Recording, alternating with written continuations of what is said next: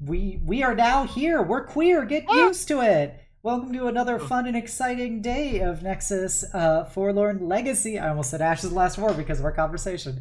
Um, you were all muted, by the way. Also, happy Trans Day of Visibility. Remember, it's if you're still within 5 feet of an ally, you do get sneak attack damage. Um, Mm. But I'm Obsidia. I'm the DM of this campaign. I'm happy to be here. As is tradition, we're gonna go around the table, have people do introductions. I'm actually gonna show off some little art that we have and do a brief session recap, and we're gonna jump right into the action. So first off, we have Beatrix Bunny. Hello, everyone. My name is Beatrix Bunny. I am usually a taxidermy jackalope VTuber brought to life by love and mad science. Sometimes I'm also a horny middle-aged goblin auntie from New York, if that's more your speed. Either way, I tend to stream roguelikes, digital artwork, and RPGs. Currently, I'm running one campaign in the Deadlands setting that has Obsidia here as one of the players. I'm also hoping to get my secondary and who knows, maybe a tertiary campaign started in the coming month or months.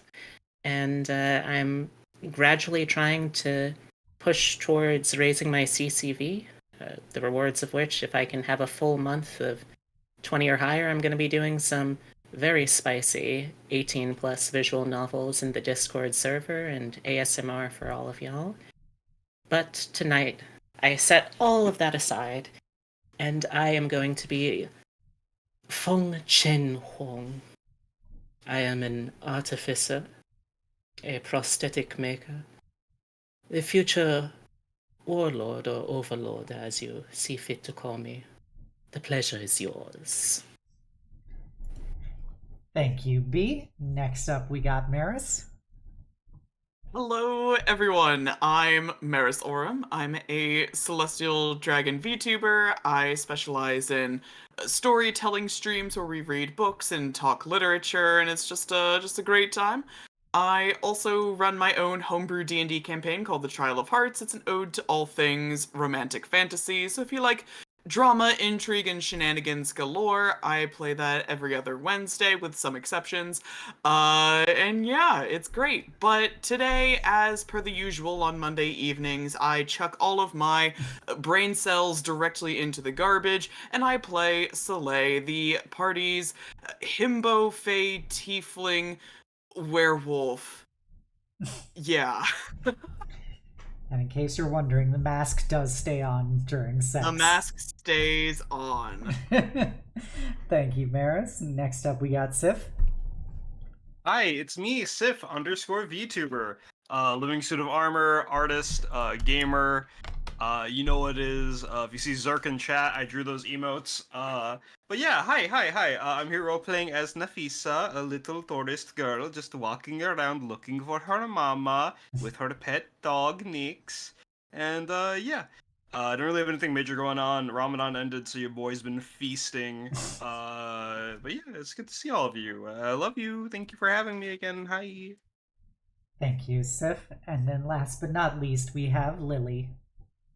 Hello, everyone. My name's Lily. I'm an aspiring artist that also happens to very much love Dungeons and Dragons. Plays in campaigns with everybody here in multiple different ways, which is Yep. so awesome. Um, as for myself, I mostly do drawings of both D&D characters as well as just NPCs, and maybe we'll eventually get into monsters. But speaking of monsters, I also run my own D&D campaign called Mistwalker Spectrum of Eternity.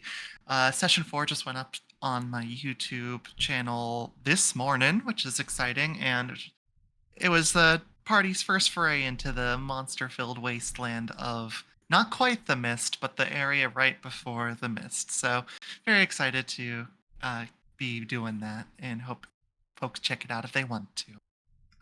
Yeah, as for this campaign, I play Aurora, the bimbo sheep satyr scribes wizard something or other, the lovely completely all over the place little girl that can't figure out how to exist in a capitalist society, which I think is very relatable. So The real BBEG, capitalism. But thank you, Lily. All right, for our art quarter, I finally uploaded the picture of Ludus and his trusty CIA handler, the goblin MILF Chishi Day. And here they are as they appeared in, God, I think that was like session 3 was when you met Chishi Day, when you escaped from the Urban Fae area. But Ludus is the wonderful, incredibly chooty fucking dragon paladin that the party has met, whose moms they are currently working for, and that is his poor, overworked goblin girl by the wonderful Falco or Faco, and very good artist, very fun. I love this art. It is so them. So gotta love that. Enjoy your Ludus. They are just adorable. And then next we have like our first, I guess, external fan art is what I'll call it, because we've drawn pictures of Nexus stuff before. This is the first time we got it from somebody else, which is from Day, which is the scene of Nafisa taking a selfie with everybody's favorite nanomachine Swarm Omega. That's so cute. It's so good. It's so cute. Shout out, Daylo. Love Yes. you. Go check out Daylo. They're a very good bead, and we love this art. It is so real. That's my goal right there. And that's the doggo in between. But yeah, all of this art is, of course, you can check it out on my Discord, or it's also, if I've been tagged or posted or whatever on my Blue Sky, you can always look through there for all Nexus-related things. So, that finishes the art segment. So as a brief recap, our heroes arrived in the Revenant Imperium port city of Thyricum, where they were immediately confronted with the overwhelming power of targeted advertising via the various psionic projected advertisements throughout the city, bombarding their poor undefended psyches all at once. To which our autistic characters were not pleased. But as people got control over the bombardment of advertisements and thoughts, they were able to set their goals. For the first things was trying to clean off all the stinky from their nearly week of being out in the open plains. They went to a bathhouse, and while there, they bonded with each other about family, exploring their bodies, and about working through their issues. From there, they then went to a magic store where Aurora purchased her first psionic-based spell scroll, which she very quickly unraveled in a matter of minutes, learning a new spell to the nonchalant, impressed status of the Gith Titus who was selling it. They then wandered throughout the city, seeing the various beautiful sights and psionic projections. They attended some games at the Colosseum, which is a site of cultural religious significance to the Revenant people. They got to see some psionic warriors and casters test their mettle against monsters and magical creations. They then also went to the part of the city that has been designed for the non-psionic citizenry, which was a much different portrayal of Revenant life. Instead of all the clean streets and open passageways, it was cluttered and dirty, and it had truly reached a level of population it was never intended to support, with seemingly little desire to accommodate. But even within that, they found a degree of people who were, still going about their lives in the wake of poverty and suffering. They got some wonderful fucking heroes from a little stand before they got to decide to leave the city and finally start sailing for Venogna. On their way to the docks, they were able to charter a vessel a shipping vessel known as Mariana's Thighs, so named because there was no place the captain would rather be. A giant UFAS steamship that took them there over the matter of several days. Along the journey there, they passed by the coast of Erixia, and Aurora was filled with a kaleidoscope of feelings about seeing the port city that she had left 5 years ago once more, even if it was only in passing. And then Soleil had a talk with everybody's favorite nanomachine swarm, Omega, about why Omega is so obsessed with trying to touch Soleil and Aurora's companion, her guardian angel, the Fey entity Nethris. And Omega explained it had something to do with a high concentration of magical energy. And Soleil did some threats about how, you better stay away from him. And Omega said, that's fine. I'm okay with that. And then raised some concerning thoughts about the nature of Fey relationships with mortals to Soleil, and about how, in Omega's assessment, all Fey are inherently parasitic creatures to mortals, whether that be in a more literal way or whether that be through the types of contracts they feed off of in making their pacts with mortals, which certainly gave Soleil some food for thought, which is saying something because he has few thoughts in his skull.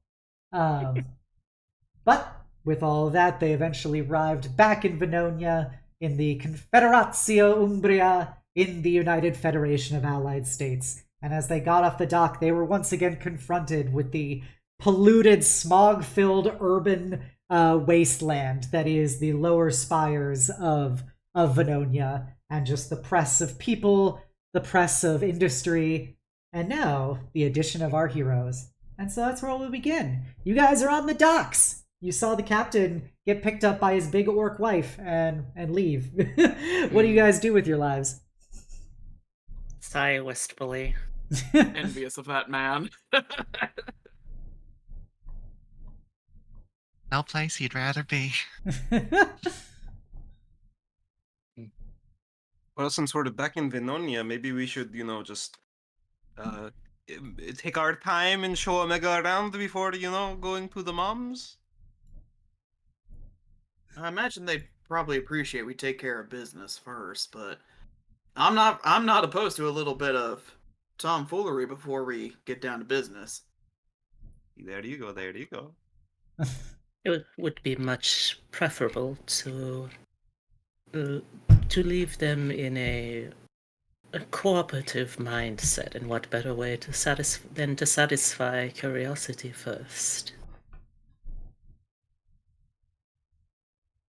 Yeah, but Omega's just looking all around at this city and stuff. It just, they continue to be impassive in their, face. They don't really show emotion, but they definitely seem to be observing everything about them with a degree of interest.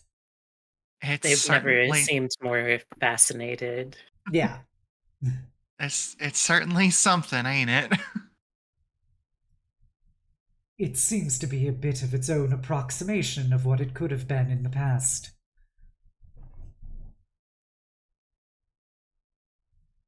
What do you mean by that? It has elements in common with designs that we are more familiar with, although greatly degenerated and clearly with a significant degree of faulty craftsmanship.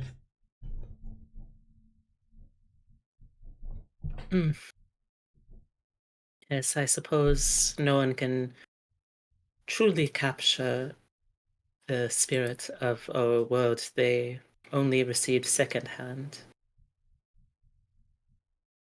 Clearly. Oh, wait till you see the real fake birds, though. Yeah, they're really real and fake.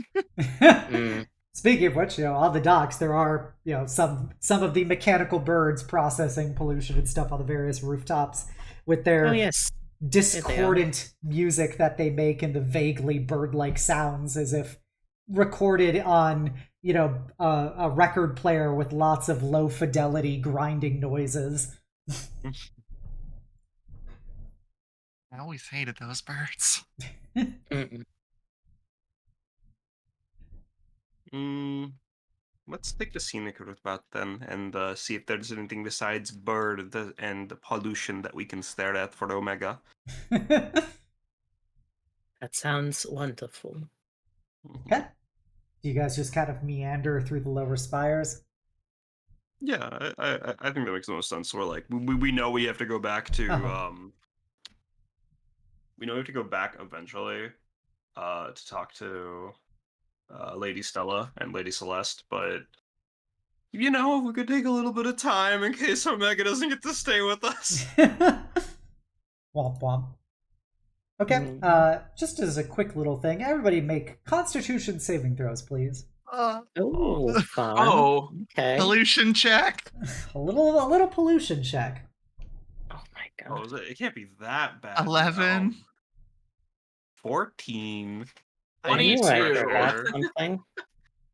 It was signing into the Roll20. That's what I was forgetting. Imagine rolling dice in this game. Yeah, I was so caught up in in the the narrative. magic of it all. So far, everyone is fine. Oh, good. Okay, let's see. And... I rolled above a 10. That's, Well, that, technically. people live in this. This isn't like truly toxic. Yeah, but Oh. I missed for the shared. That's a 10. Yep, everybody succeeded. It's having been in the like untouched basically steppes of the Dragonlands of the Eastern Marches and just clear air and nature and stuff. It is quite abrupt returning to Venogna, and just you get that disgusting kind of oily feeling on your skin as you walk through the lower spires. Occasionally you'll sneeze and it'll be like gray and black.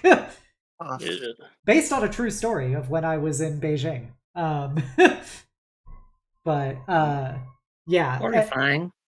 but yeah, but you're overall fine. You don't suffer any adverse reactions to it. You're just it's like, oh, this place is so stinky and gross. It's the combination of smog and exhaust, the some like sewage, just the press of tens of thousands of people who are dirty going to and from jobs at all times of the day, and practically a cornucopia of different food smells. But even amongst all the traffic and amongst all the press of people and stuff, you see moments of people just enjoying their lives. Like you see a guy apparently, just like a half-orc getting off of work at a factory, he's covered in like grease and stuff as, his human husband and kids come up and they like give him hugs as he leaves the site. And you see some kids like, pop open a fucking fire hydrant and, dancing in the street kind of thing. And old people sitting on the stoop just chatting, all that kind of stuff. So, Omega, what do you think? Oh, sorry, go ahead, Aurora. Just basically say the same thing, so it's fine. This is an interesting combination of features. It is almost intentionally inefficient in its design. It seems that there has been no actual attempt to refine any of this into more habitable or livable standards. Oh yeah, that's the capitalism. Shit fucking ruins everything.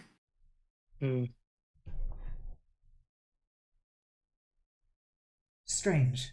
Sounds as if it is potentially an opponent for you. You could say that. Yeah, I would say that's honestly a very accurate description. Certainly made my life difficult.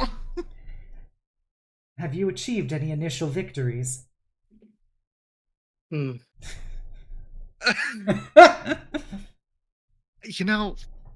working on it. I think we're working on it.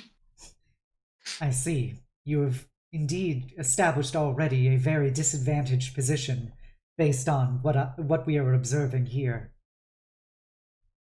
Yeah, Right. no, there's a lot going wrong in this damn world, and capitalism kind of does a lot of the heavy lifting for it. We do find the level of industry here to be quite fascinating in comparison to the previous locations you have shown us. Elbows, Feng. That's your stuff. Well, unfortunately, uh, things are uh, not all places are created equal. I do not mean, of course, to say that this is somehow superior, merely that it is different. Yeah, the The- eastern marches have fresher air. mm, Much less stinky, says Nyx in Draconic. Yeah, right on.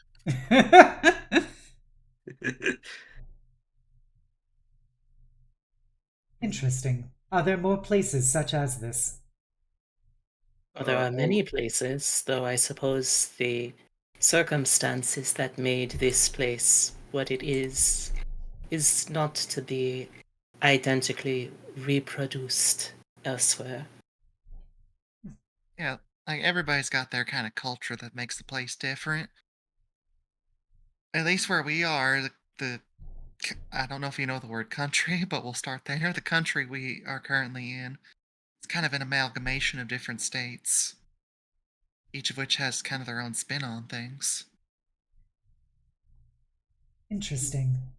This does appear to be at least an approximation of what their predecessors' civilizations were like. Travelers from all across the plains establishing their own uh, cultural residences, although there seems to be aspects of each of them in this chimera like city. Now, pardon me, I'm not exactly the best on history, but and there's no way you know the answer to this, but like you're talking like it's gotta be like these places have been around for thousands of years. And In I some don't imagine it form. get worse. Mm, Well, I mean, worse is a subjective kind of take on this, but like the technology would get worse, is what it sounds like you're implying. There are approximations in some of the machines and creations we have witnessed so far. They have superficial similarities to things that we recall existing, but have clearly been done through a more childlike understanding of their baseline components. Well, I have an approximate understanding of what in the hell you're talking about, I think. That seems yes. logical. You do appear to be ignorant about many things related to such matters. Ex- There is only so much we can know. As you have said before, we are uh, a very finite form of existence. And Right. unfortunately, there is many things that do get lost over time. This is simply a fact of how history is recorded and remembered, and such things as technology passed on. Hold on one second. I'm gonna say a few words, Omega, and I want you to tell if you recognize any of them. Oh, Okay? Understood. Erixia, They just stare at you. the Umbral Reach, They just stare at you. a United Federation. Oh, I know that's been around for a while. Like our Kamar, Stares at you. Leones? You don't know any... Oh my god. You did not request that we would speak in the negative if we did not understand. I'm assuming the negative is implied by your silence, is that correct? That is an accurate assumption. Okay, thank you very much. The Revandian Imperium. We do not know of any of these things. It's alright, Omega. I don't either. We can only conclude that these things did not exist when we were whole, or perhaps the knowledge of them has been lost to the parts of us that we no longer are connected to. Now, I feel like I may be jumping to conclusions. Somebody feel free to correct me if I'm wrong, but I think you may be from like tens of thousands or even like more years ago. Obsidian, may I do a history check to confirm this fact? Sure, make a history check. Yippee. I'm proficient. That's an 18. Okay, what exactly are you trying to confirm about it? Basically to like, if Nafisa would have ever learned from Jacobs or the readings about like theories of long lost civilizations in these locations from before. With an 18, you can at least conclude that, based on your time in the Dragonlands and Jacobs, education, everything, that the Sapphire Sea has existed as long as modern record keeping has existed. So that gives you context for how long at least the components of Omega has been around. And record keeping dates back about 2,000 years to when the Infinite Eclipse occurred and Wayfarer civilization collapsed. So, guys, yeah, the Sapphire Sea's been around for like a big while. Like shields of 2 fingers. Okay, so there's 2, and then there's like 30 zeros after that. It's been around for a very long time.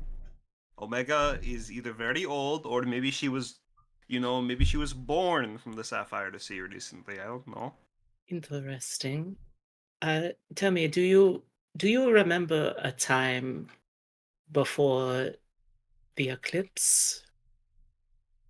we do not.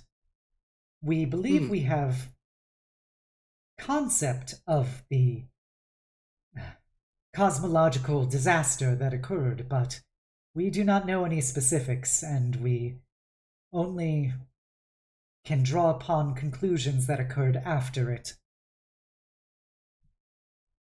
I see. I just want to note, like, Aurora kind of steps back now that we're discussing actual history, which she has no fucking idea about. Just looks over at Soleil like, I'm lost at this point. He just gives a big old shrug. But my father wouldn't give to have a minute of your time. Your father does not necessarily have to trade portions of his life for exposure to us. Jacobs would happily do so too. His life too, I mean. I see human sacrifices practiced amongst your people. Well, I would say no, but in a way, yes. in a way. I mean, some cultures still practice it. As far as my readings can tell, there are like stories about it.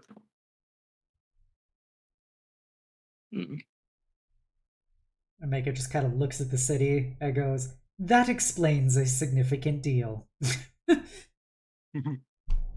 Let's go. We turned them against capitalism.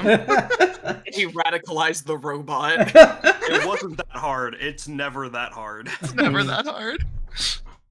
Anyways, shall we go see Lady Stella and Lady Celeste?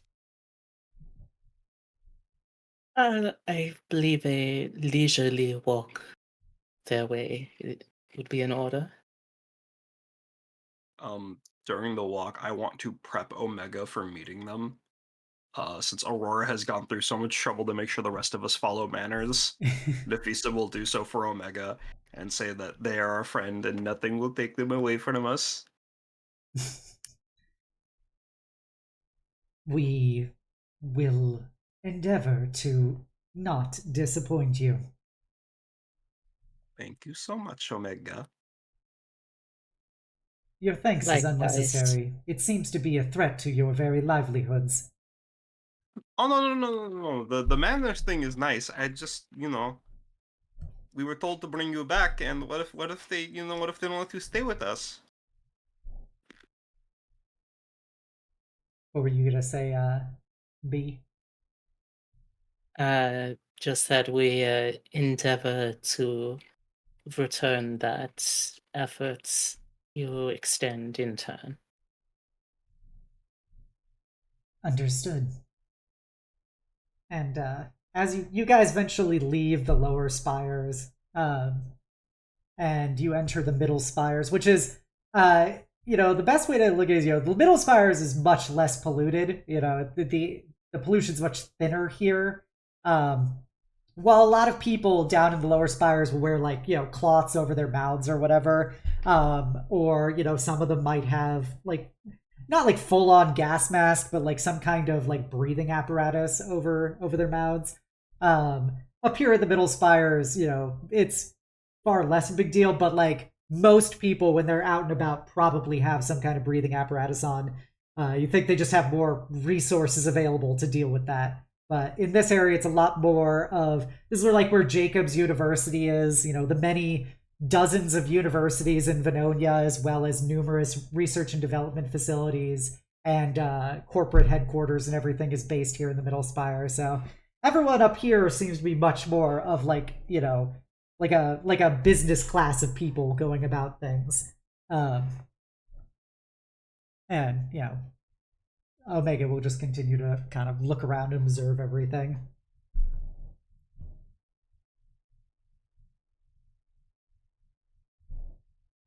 And if there's nothing of note you wish to do in the middle spires, you can proceed to the upper spires.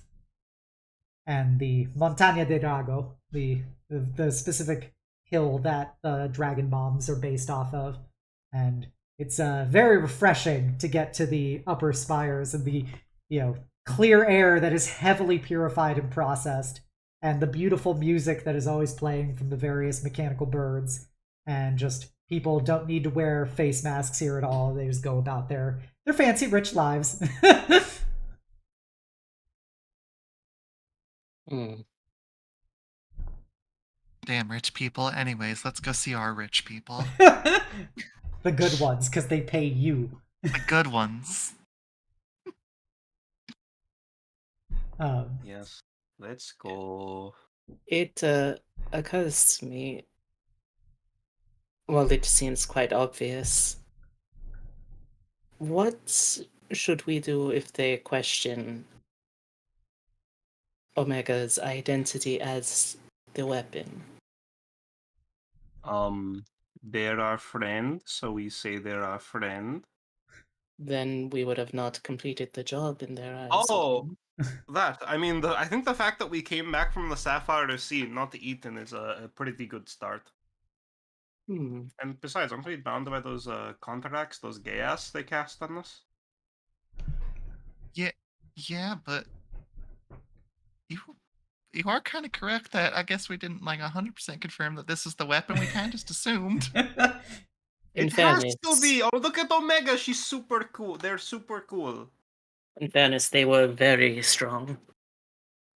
Yeah. It took a whole Nyx to take her down. So powerful. Our dog had to kill it.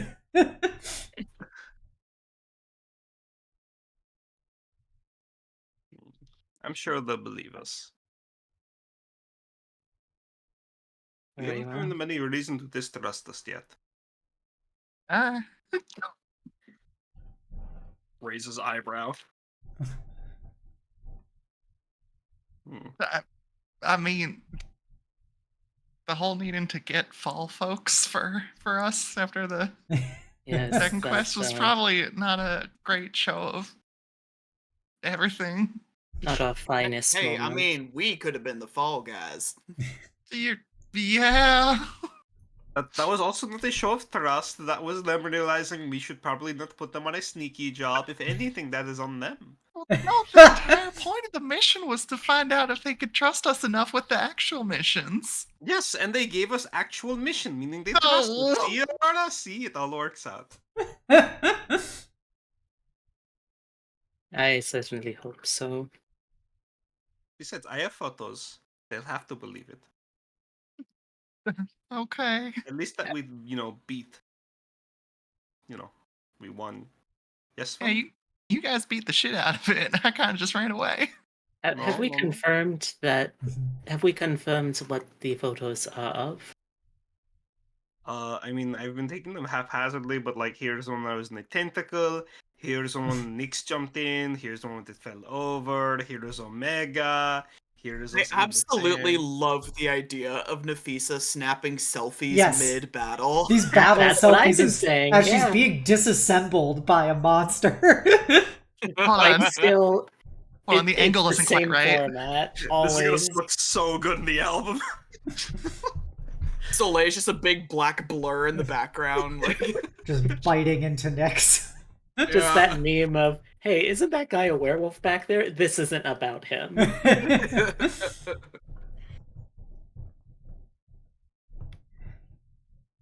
Is there anything else you wish to go over before you approach the manor?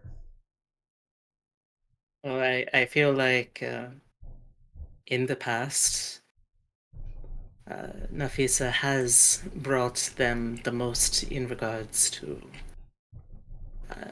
things that please them. I feel it perhaps best if she'd try to take the lead on any arguments we must make in this. Oh, you sure, Fang? You all have good words to use. You all know how to use words good.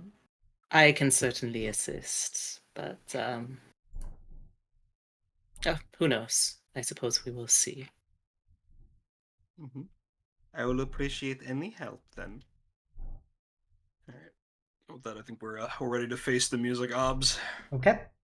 As you get to the mansion, you guys meet all the dragonborn and lizard folk guards and stuff on the outside who see you, and they do their communication back to presumably Zelik before they open the gates and let you in. Everybody can make perception or insight checks, please. Ooh. I'm great at both of those. Let's do one of those. Perceive. That's a 7. Oh, Soleil! I see all. Yep. Have I ever mentioned how pretty your eyes are? All right, the nat one from B. Yeah. Oof. All right, well, you guys are very focused on reporting back to the Dragon Moms and how you're going to spin this, because you do, in fact, have no confirmation that Omega was actually the weapon that you were dispatched to get. But one of the things that Soleil notices as you guys get closer to the house, Omega's skin starts doing that thing that they did around, like, Nethris and stuff, where, like, they are still, they're just their normal emotionless self, but you just notice, like, their skin starts, like, kind of raising and undulating a bit, as if, like, bits of it are pulling towards the mansion and then descending back into the body, much like sound bars moving. And it's at a fairly minute level, so it's not, like, super perceptible to anyone else in your party, but you definitely pick up on that. He's gonna fall back and scooch close to Omega and just kind of lean over to them and just quietly say, "You good there?" We are ambulatory, and we are fascinated by the prospect of this location. The location? So this is you being excited. We are deeply interested in the potential here. It seems powerful. Wait till you see the ladies of the house. We truly look forward to it. He's just gonna keep one eye on Omega for the duration of this conversation. Understandable. As you guys get to the house itself, you see Zelik standing at the big doors. In her little purple and silver uniform with the little dragon scale over one breast and the gold coin in the necklace around her neck. As she looks up and goes, "You actually arrived here sooner than we had predicted." Yes, we are really good at walking.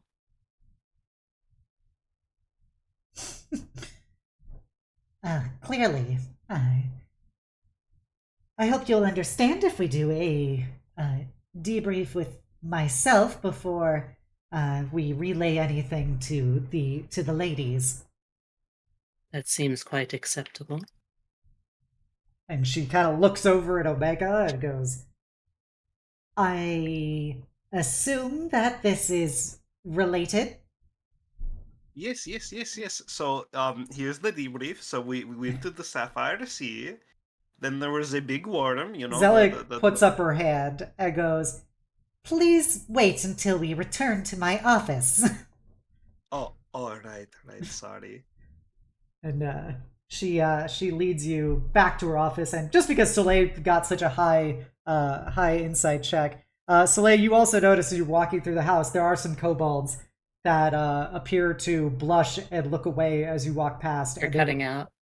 Oh, there were some kobolds who blush and look away as you walk past, because you recognize them from when you decided to strip naked and bathe. Listen. I was just doing my laundry. They didn't have to make it weird.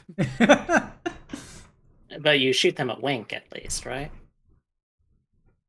If I see them blushing, yeah, they each get a little wink. Excellent. Being a gentleman about it. Yeah, and with that, you arrive in Zelik's office, and she puts you at the humanoid-sized table, and she gets in her booster seat. She just now awaits for you to explain what happened to Nafisa. Okay, right. So we ended in the Sapphire Sea where we came across the Leviathan. We touched the sand. We weren't supposed to do that. And then we had to fight the Leviathan. And it was really tough and really hard. And then Nyx killed it. Good job, Nyx. Good.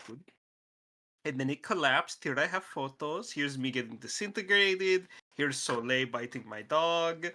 Here's it collapsing.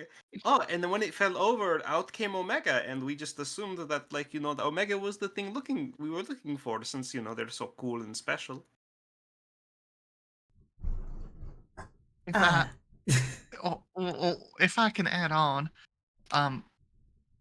Omega, and please confirm this, Omega, you're made of the same stuff that Leviathan was made out of, correct? That is correct. We believe that what you call the Leviathan was some kind of form that we had assumed for an indeterminate period of time for reasons unknown, to act as some sort of guardian of the rest of us.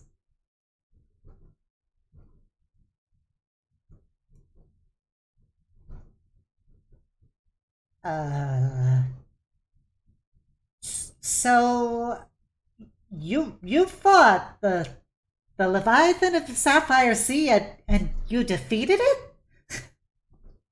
Well, Nyx did, the important part. But yeah, Nyx waves.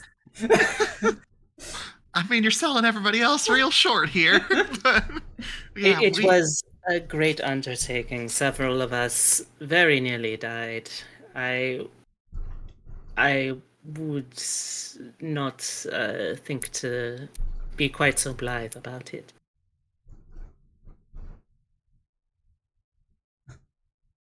So you defeated it, and this Leviathan transformed into this thing? This person, or people. Collective of some manner of consciousnesses.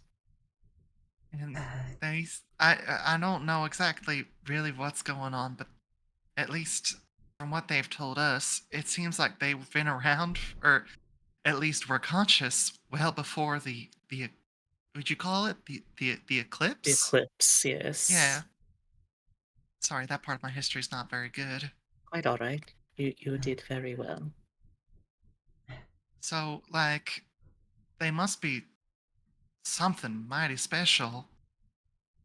I mean, they are mighty powerful, that we can at least confirm.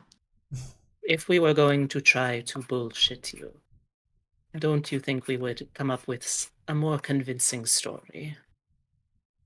I would like to think you could think of at least that highly of us.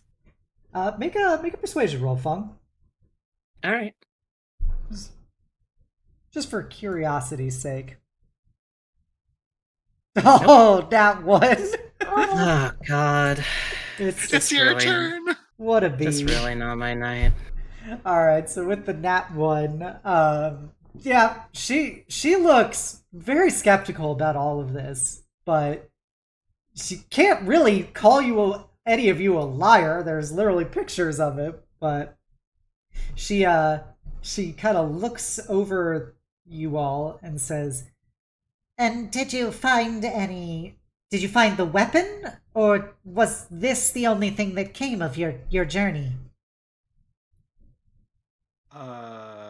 Everything else was just sand, I believe. Yeah, it's just hard. To be fair, this person is a pretty formidable weapon. Oh, Omega chimes in. That is an inaccurate statement. It was not sand, and it was not dirt. They were inactive portions of us. The entire desert, you see, was a part of, or the blue sand, I should say. The blue sand desert was all a part of the greater being that Omega represents. Right. Did you? Might I, Sorry, Aurora. might I suggest something? I mean, we could be wrong. That's fair to think. But something such as Omega, I don't know, maybe if we brought it before the ladies of the house, they would be able to sense the the power or something. I'm kind of just pulling at straws here, to be honest. Perhaps. One more question. Did you happen to see NextCore involved at all in the site? They flew. Was that them flying over us? I can't remember. You do not know for certain because it was so far away, but you were told that NextCore was flying via Zephyr ship to the spot. So, and they were several hours behind you guys. We saw something fly over to us, but we're not sure if it's next quarter. We kind of left, or we kind of focused on leaving as soon as we got Omega. Also very high up. Mm.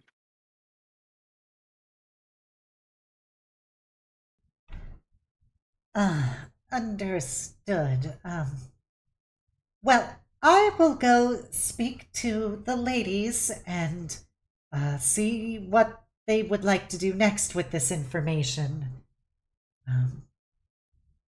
I will see to it that the payment is provided to your accounts.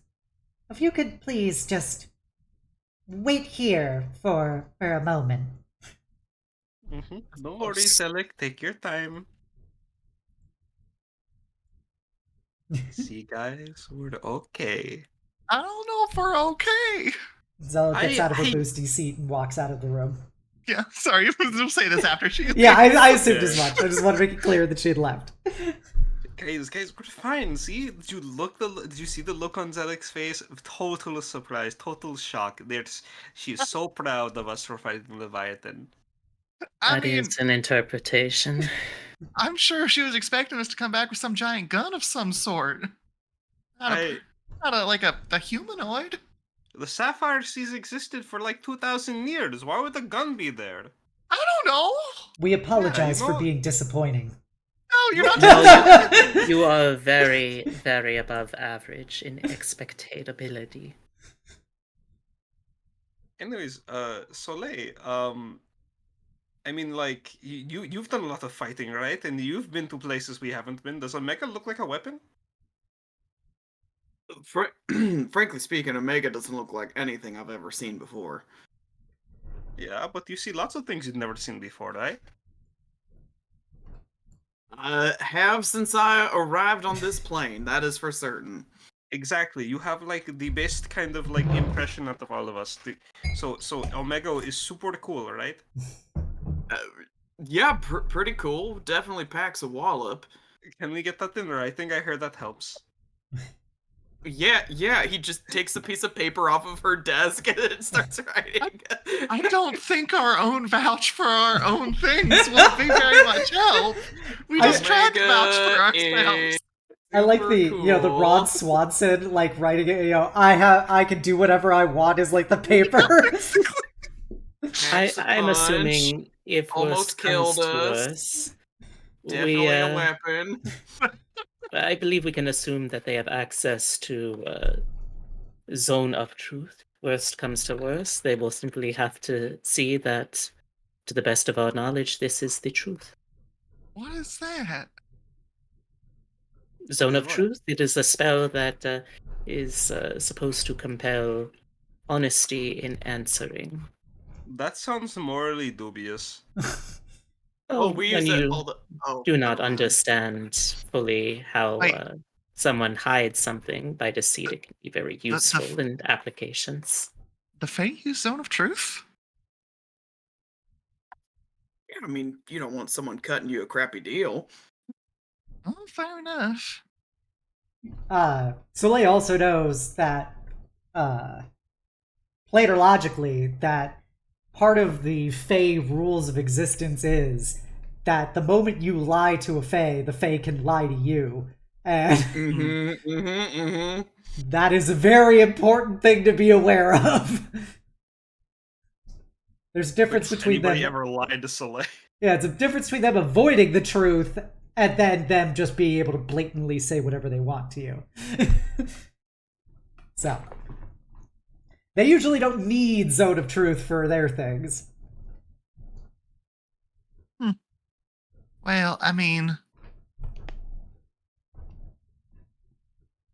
I guess we have nothing to worry about because we absolutely told the truth about everything that we did, and there's not any worry in the world that we didn't actually bring back the weapon or anything, and it just starts sputtering. Soleil, you pick up on that. Sorry, you can What? speak first, Nafisa. Oh yeah. But I mean, what's the worst that could happen, Aurora? So we lose this cushy job, and our pay gets cut, and we'll have to travel some more to find a new job. Like, I mean, what's the worst that could happen? Oh, I believe you might have been describing part of a worst case scenario. Exactly, and see how easy it was to describe it. We'll be fine. Soleil, just because of your lingering insight check about Omega, you notice Omega's like nearly like almost non-perceivably vibrating as they sit there. Like their form, like parts of their form, you notice their fingers kind of like the substance of them begins to like kind of vibrate and splay out and reform and reform, etc. But it's very minute, but you definitely are noticing it as they're sitting here. I think while everyone's having conversations about the legal loopholes we may be putting ourselves through, he's again gonna scooch over towards Omega. Are you sure you're good? I mean, if this form is one you're not comfy holding on to, I mean, We feel that this form is appropriate given its own personal failings, but we are unsure of what you are trying to allude to. It's just you're kind of losing your fingers there. You see Omega looks down at their fingers and no. goes, interesting.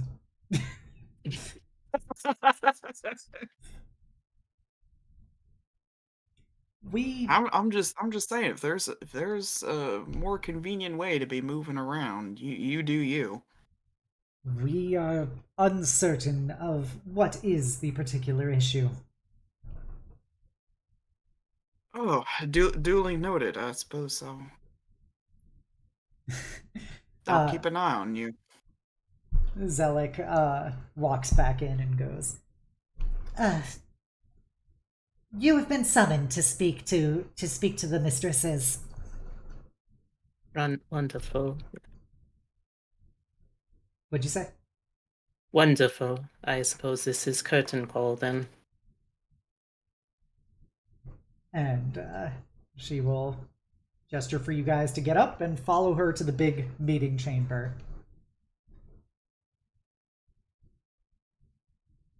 All right. Yep.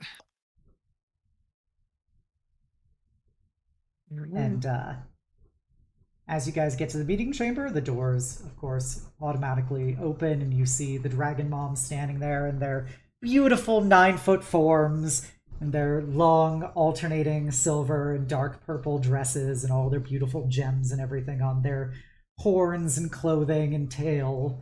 And as you enter the chamber, now everybody can make another perception or insight check. Okay, let's see if I get 11. 3. 14. Non-natural 1. Come on. Alright, dice, please. Please, come on, baby. I'm ready for me to roll another nat one. I'm just God. waiting for it to. Oh, Yeah. okay. Hey, Um, everybody's. 2 1s. Yeah, everybody got the base 10 at this point.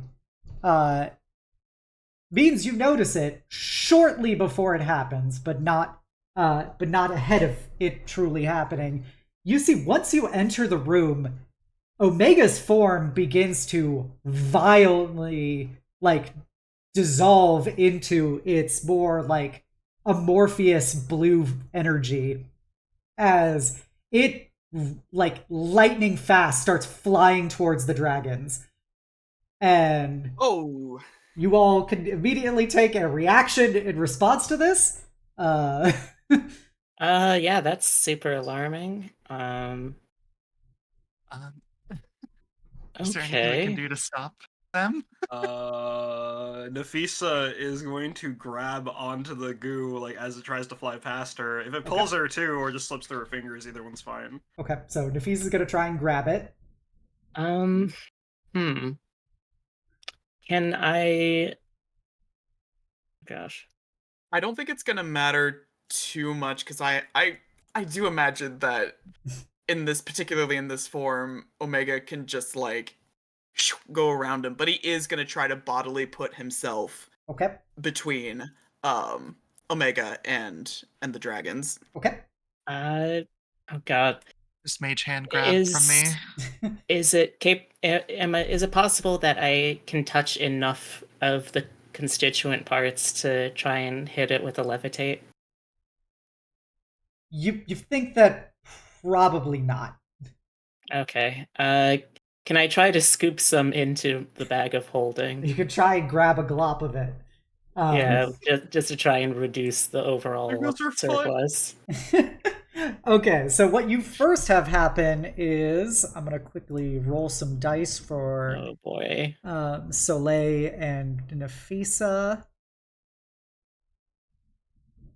Soleil and Nafisa, you take 19 force damage as Ow. you start grabbing it, and it's much like when you were fighting Leviathan, just your skin begins to just dissolve off of you. It doesn't hurt, but you notice your flesh is literally being torn off of you, as it is just, removed from you, as if it was never there.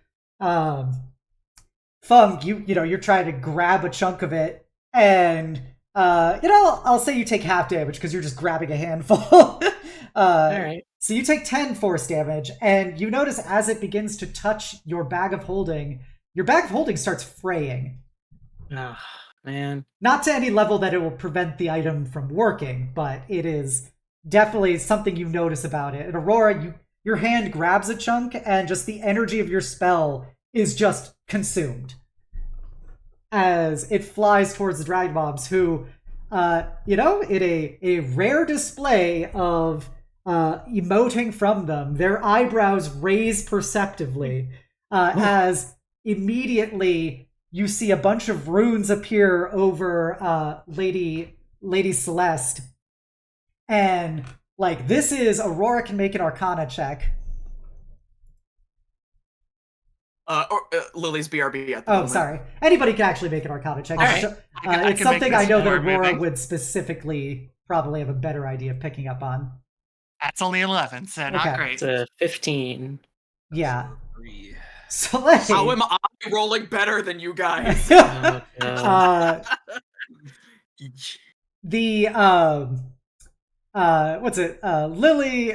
Aurora and Feng-chen, you know this is a high-level spell being cast immediately.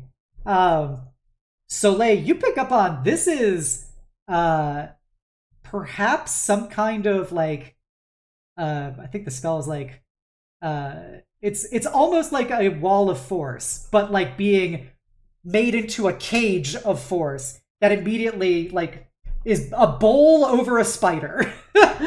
A force cage, one might say. Yeah, a force cage, if you will, as this just burst of arcane energy just collapses over the glob of Omega and pins it to the ground, basically. And you see that Omega starts, like, eating through the stonework of the chamber as this is being cast, as you guys kind of recoil from the pain of, or from the sensation of losing parts of your flesh touching the swarm, as then Lady Stella starts collapsing it more and more inwards on Omega. And you just see this fucking splash of, like, blue fucking sand just, like, springing left and right inside of this rapidly collapsing arcane energy. And Zelik looks, frankly, 100% terrified and confused. Ow. Yeah, so, found your weapon.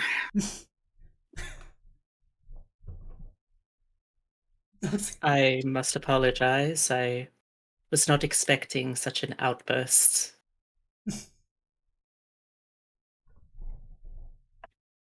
What about the rest of you?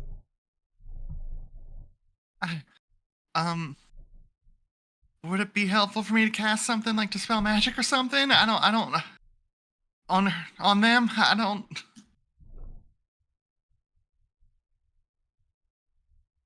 And just to be clear, this is Lady Stella and Celeste casting the force cage spell, right? Casting these very high-level arcane spells.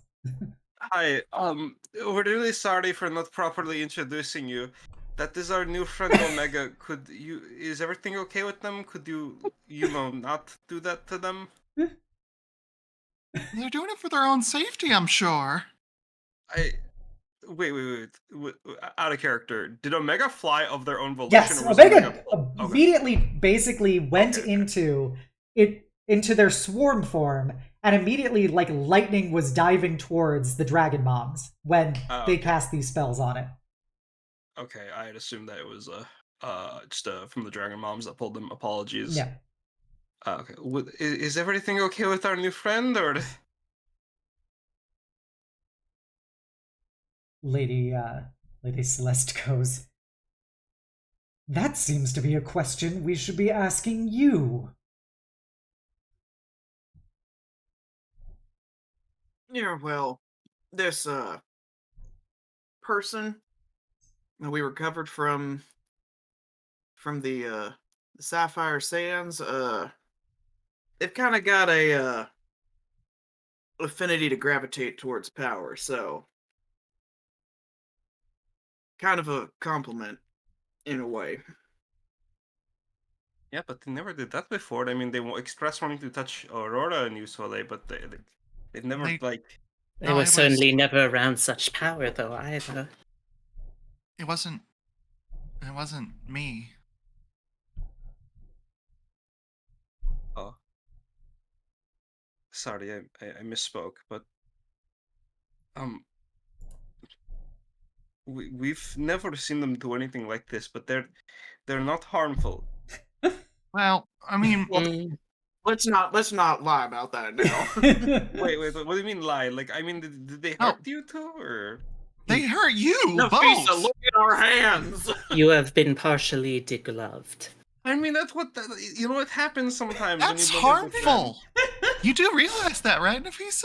Yeah, but I figured it was going to hurt since, you know, I tried to grab her to go and get... Well, grab now her to go and get imagine box beat. imagine that going through one of them. The skin has fallen from my bones, Nafisa. Yeah, I know. I'm just unsure of what's going on is all. Should we put them in a jar?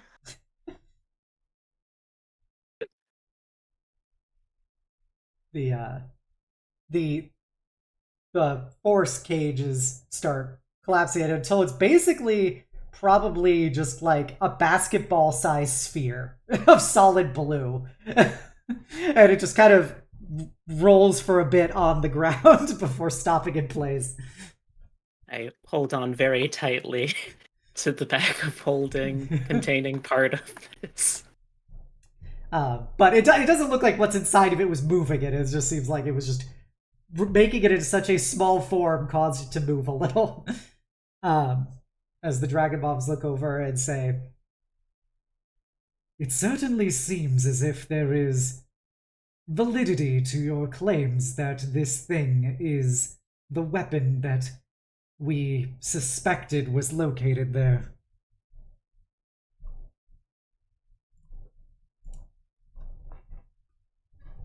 I'm glad to hear we still have your trust in that regard, then. If possible, depending on how close the blue orb is to the dragon moms, because he doesn't want to get too close to them. Yeah. But he's gonna walk up to the orb and just crouch down in front of it like, Omega, I'm gonna need you to chill the fuck out, like right now. Make a persuasion check.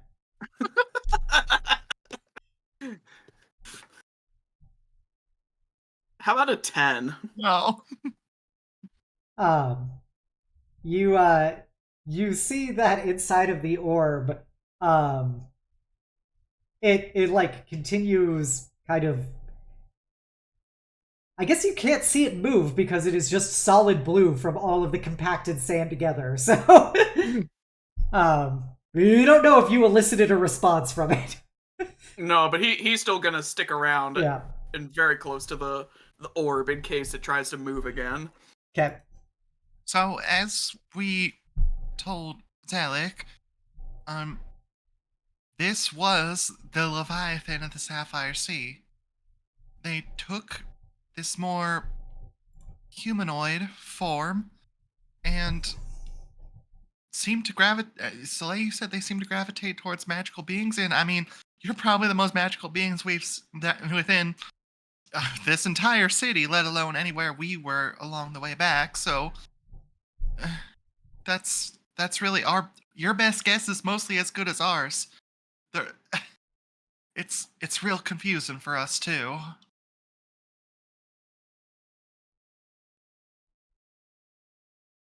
I see, says Lady Stella.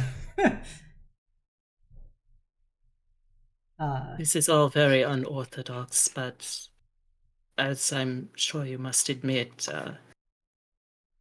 there was no true evidence what form exactly this weapon you sent for us to look for was to take, yes? Yes, we were uncertain as to what it would look like. We have esoteric information around what it potentially could be. It is obvious now that we see this in person as to potentially why NextCore would be interested in such a thing.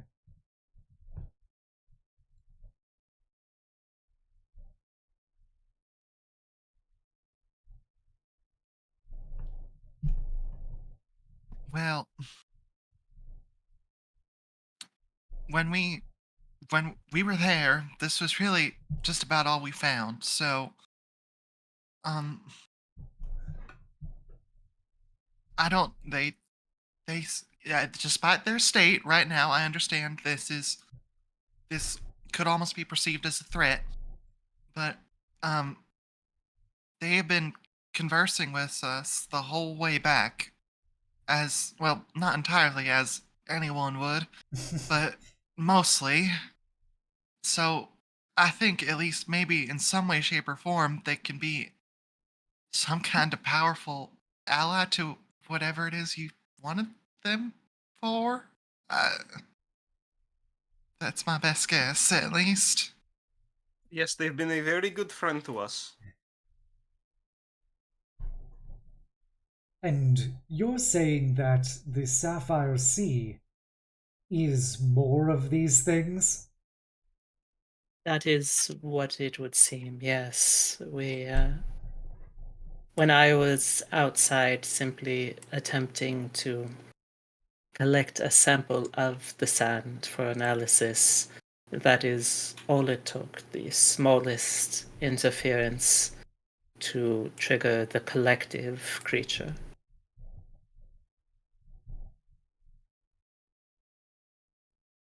This is concerning. We will need to consider how to move forward with this information.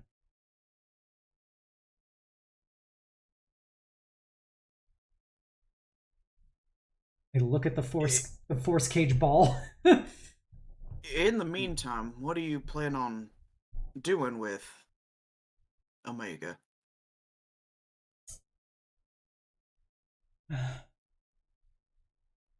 Zelik kind of pipes up and goes, I could summon the guards and we could have it destroyed as best we can. I would recommend against this. This is an entity that has seen perhaps the dawn of the world as we know it. To try and destroy such an entity, if it even is truly possible, would be to sacrifice knowledge and potential of the world as we know it from even before any of our times. Yeah, and It'd there be are very fine. foolish. Friend is a strong word, but I mean, Omega only behaves this way if encountering, I assume, incredibly powerful beings such as yourselves, your ladyships. So if we can keep an eye on Omega, keep them away from you, would that be an agreeable arrangement? Perhaps until we have a better understanding. You should be able to pick up the orb. If you remove it from our premises, we will have Zelik follow up with you about how we wish to handle this situation. Soleil will pick up the orb, but like wrap his hands in his robes first and like pick it up like Gandalf with the Palantir. Make a strength check or an athletics check, I guess. 13. 13. Yeah, there's nothing super. You just really notice how fucking heavy this is. Yeah. Omega's a big girl. Yeah, it is incredibly dense and heavy. If you like, you can put that in here. Interdimensional space is very useful for such heavy things. No, he straightens up his posture a little bit. No, I got this. I got this, babe. With your thighs, Soleil, with your thighs. Yeah, don't lift with your back. I got it.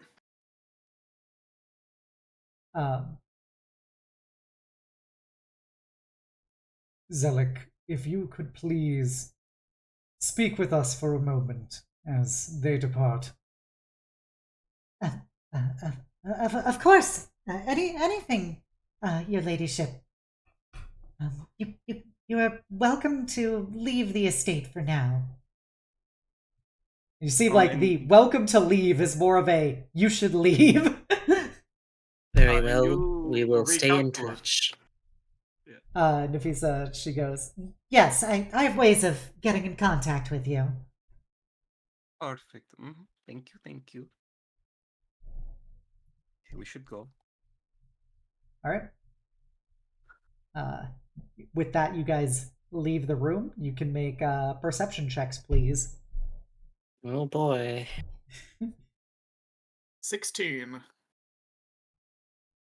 How strong? Let's see here. Oh, 17 Lily for with the big Aurora. rolls. Big roll. 9. Everybody but Feng-chen. Just a Yep.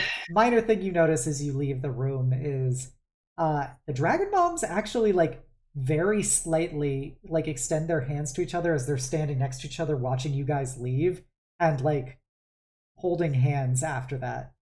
Just kind of a odd thing to see. Nothing is as Yuri as manhandling a balagu. Yep.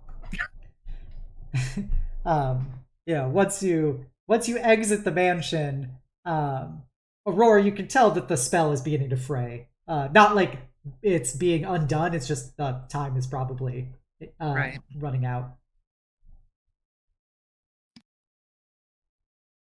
And I just the So Soleil's gonna hold the orb in his hands and just kind of.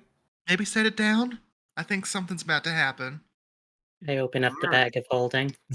He Just kinda... No! Don't put her in there. No. This is to let her out. Wait, but Soleil's carrying it. Fung's got a little piece of Omega in the Fung's bag. got- Oh, okay. Yeah. Fung's Uh, got- Yeah, he's gonna set it down and just like gentle parenting the orb, like, all right, now you play nice when you get out of there, okay? all right, you set it down. The last moments of the energy dissipate, and you just see just this flood of blue goo all on the ground, and then you see it kind of spread out over a couple feet, and then it starts forming back together as you see Omega rebuilding themselves from the feet up. And the chunk that's inside of the bag of holding starts crawling out. Damn, girl, you sure know how to make an entrance. Imagine it being very End of Iron Giant-esque. You know, it's been long enough since I've seen it, I don't actually remember that. All the parts, like, crawl around the floor to, like, Gotcha. rebuild the Yeah, robot. basically. Mixed with a bit of the T-1000, but extending from the feet up as opposed to the head up. And, you know, once Omega is fully formed again, they look around and say, "We apologize for the position we placed you in." Yeah, Omega. not your best moment, I got to admit. Are you aware of what precisely happened? We are uncertain. We felt a near compulsion, but we feel that we have regained our composure and are analyzing the situation. We should be able to have at least an immediate response momentarily.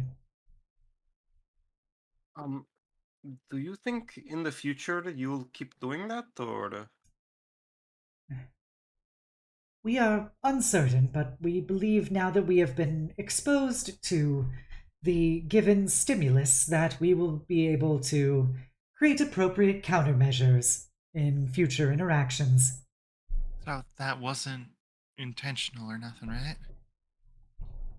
In terminology that would probably make more sense to you and be more applicable, it felt nearly instinctual. Was it a sense of... Well, would you attribute it to what you might consider the flight, freeze sort of response in other forms of life? No, we did not feel threatened at all. We felt in control.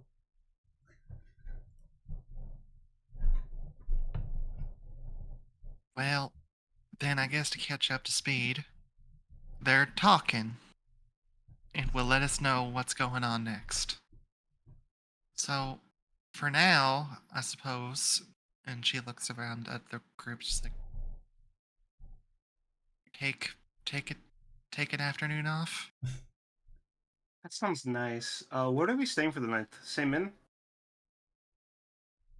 Last time you guys stayed at the We can't- mansion, but Yeah, we can't exactly stay here. Not with Omega being a little odd towards our employers.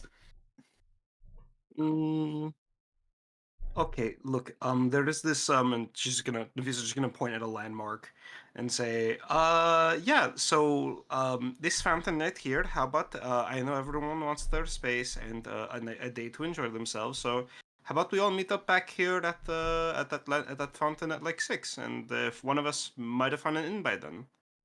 Does that sound good? I think that works out. Yeah. I suppose. Now, is there anything anybody wants to do? I mean, we could do it together, or if you need space. I was Well, gonna, I think. Oh, go ahead. I was gonna take a walk about for a bit if anybody wanted to join, but I know, but either way, it's not important. Nafisa's just gonna wrap herself around Aurora's arm. I like walking. Okay. Nyx will get to the other side of you, look up at you, we- tongue out. we can do a little walking date. Of course, I do not suppose that.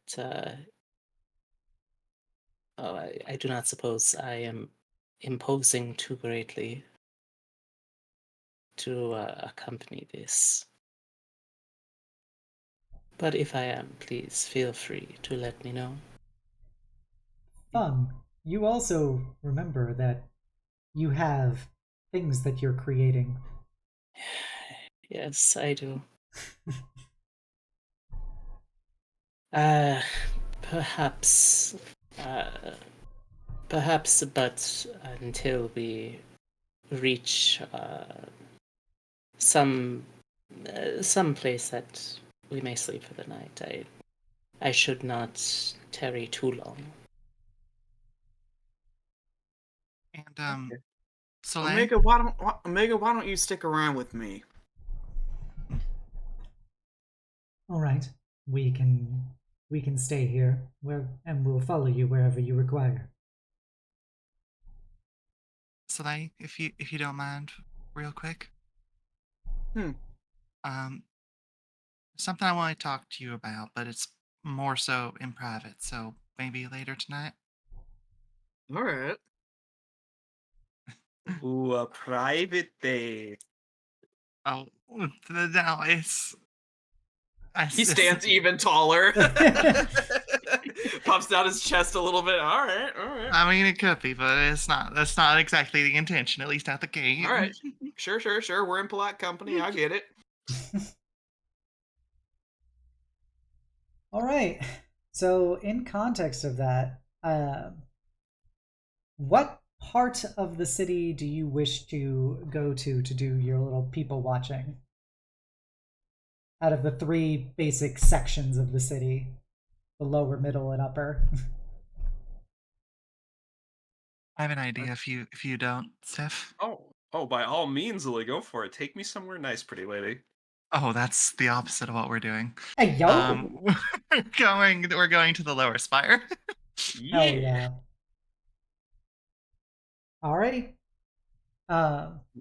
Just as a FYI, Fung, this was an intended Nafisa Aurora moment. Ah, okay. The itinerary. Yep, in the list of events. So, um, you guys can head to the lower spires of the city. It takes several hours. Like, this is a really, really big city, and to get from one side of it to the other, essentially, but like somewhat vertically, is a very time-consuming process. But this time it's probably like early evening. As you hit up the lower spires, it's almost like the level of light quality changes only slightly as the sun is beginning to set, as all the street lights turn on, and just what is dim sunlight going through all the smog and haze becomes dim lamplight going through it. But there's just as many people out and about going about the various shifts of commerce that occur for all these working people. Hmm. I wanted to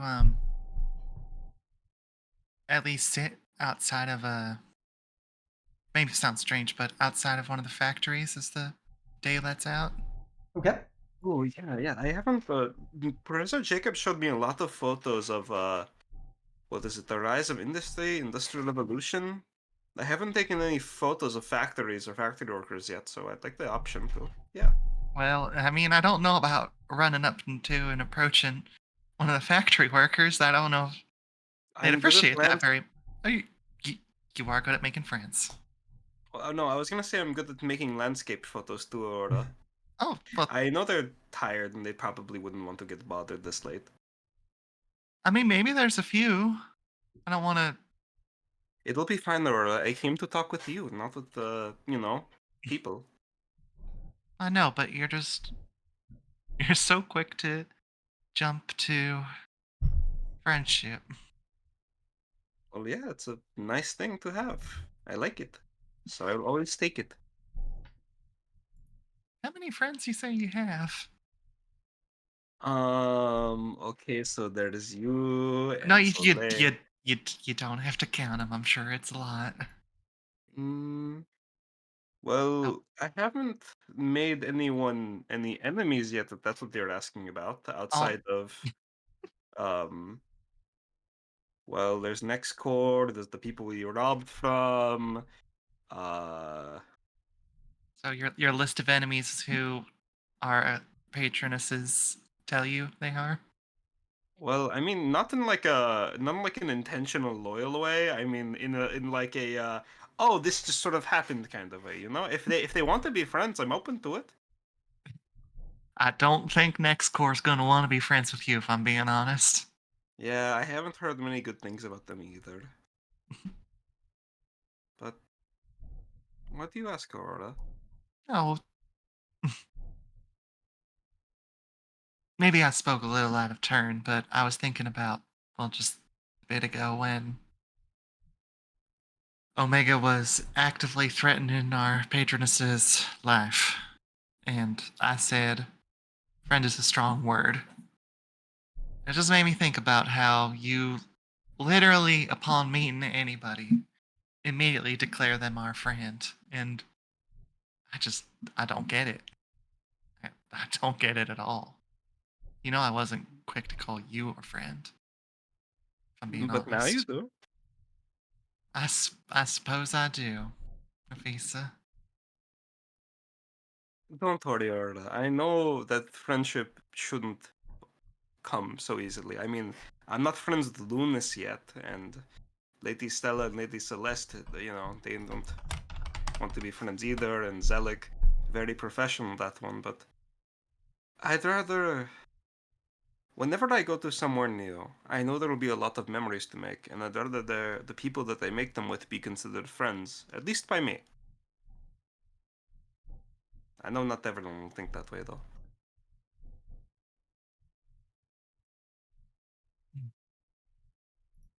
But you, Aurora, has someone hurt you before? That's a That is a loaded question if I've ever heard one. Oh, I can make it simpler. I'm asking if someone has breached your trust or led to emotional damage after you put your faith in them. I don't mean like physical damage, no. Straight to the point. Okay, okay. She sits there for a moment and just continues to sort of stare at the workers coming out of the factory and just like, no, there's definitely people that have broken my trust. But it's well, let me let me let me sit. Let me talk about this for a moment. I don't know nothing about how the Easter marches in the Dragonlands how they work. You seem to describe it as this harmonious place where everybody just gets along, and that like people just offer each other free meals out of the goodness of their heart and everything like that. Is that accurate to say? That Aurora, there are bad people in the Eastern Marches too, but as long as you're with me, it'll hopefully be like that. I know I can't prevent bad memories of my home from ever occurring to you, but you know, Oh, that's not what I'm asking for. Bad memories can happen for any number of reasons, whether it be an actual experience or just even the emotional response it elicits. I mean, I told you a little bit about myself in back in the Ravenna Imperia, mm-hmm. how I was a mage that was basically promised success. I mean, Yeah, and no, it's how it's not necessarily a betrayal to just do that. I guess I should have seen it coming. I guess it was spoiled of me to think that that would just be so, even with the war going on. But it certainly didn't help. Didn't feel good. it was a betrayal of your expectations, Aurora. The same way they expected, more specific talents from you, you expected them to be more accepting of you. I don't even think that's true, though. I don't think I expected them to be more accepting. I truly went in there thinking that this was the best way forward, that this is what they were looking for, and that I'd just be able to cruise on through life because that's what we're taught in that's what we are taught in school. That Eh, if you got an education, that everything would go smoothly for you? no, if I was a Oh, mage, oh, sorry. it's it's not it's not as simple as just if I studied hard. It, Erixia, what it, Erixia was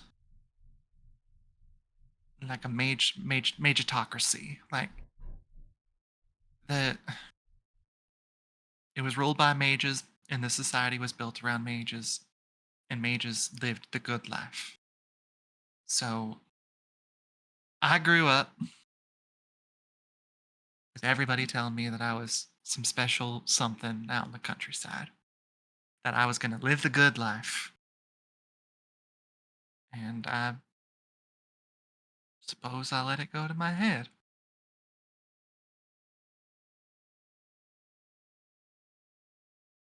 So when the war came,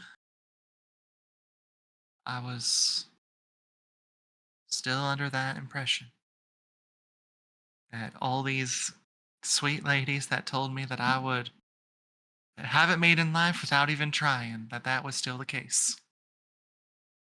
That's, well, I mean, I think you can see pretty clearly based off of who you have in front of you. That is not the case.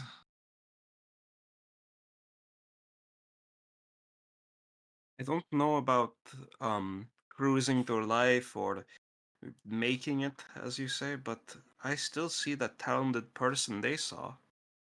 That They might didn't not have. see a talented person, though. At least not the head. That's one guy, Aurora. I'm sure all the old ladies who told you you were really smart still mean that. When we go back to Erixia, we're going to see every teacher you've had, and they're going to compliment you so much. I mean, Aurora, look at yourself. Success, wealth, there are things that, money can't measure.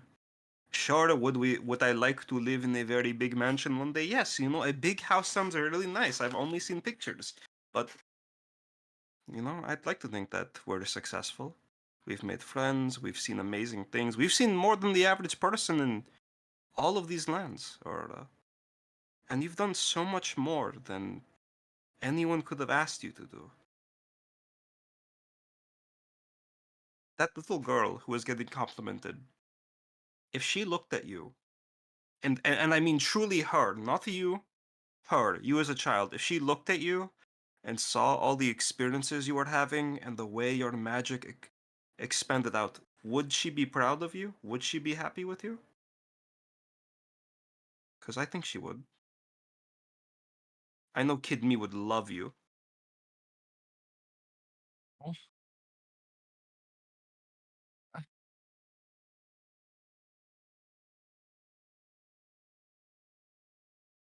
truthfully, I don't know what Kid Me would think about or think of me. I think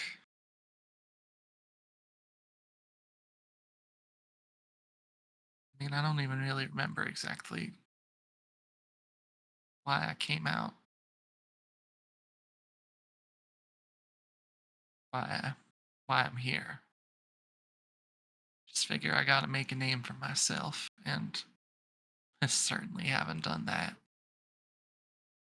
I haven't done anything close to that. Nobody in this goddamn country knows anything about me, except for that I'm a criminal and that I'm just a college dropout. So I don't really measure that as success myself, and Mm, I just don't. I don't have anything to my name. then let's start there, okay? Like I said, there's more than one way to measure success, and even if we don't find a new way, there's always another day and a day after that. I'm with you for a long time, Aurora, okay? And if the jobs with Lady Celeste and Lady Stella don't work out, we'll do other things, okay? We're going to go to so many places, and you're going to see so many people. Eventually, you'll fucking show off to the world how cool you are. I know it, Aurora. And if you can't trust yourself or kid me, you can borrow me, okay? You really just are one big bundle of sunshine, aren't you?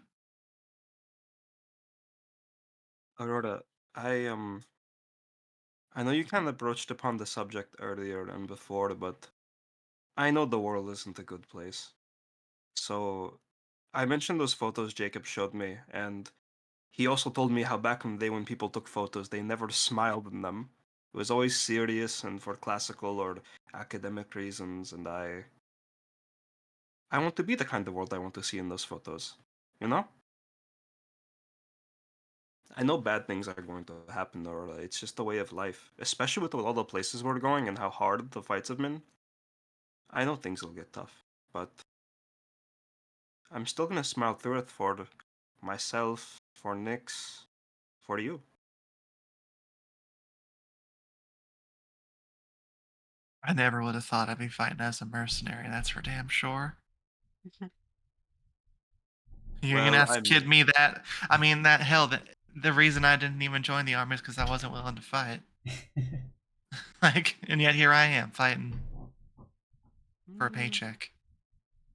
Is that really why I'm here? Well, I've been thinking about it a different way, but if thinking about it differently doesn't help, Jacobs used to serve coffee for a living before his research took off. And he wasn't proud of himself then, but now look at him. He's one of the foremost experts on a very closeted tribe in the Eastern Marches, you know?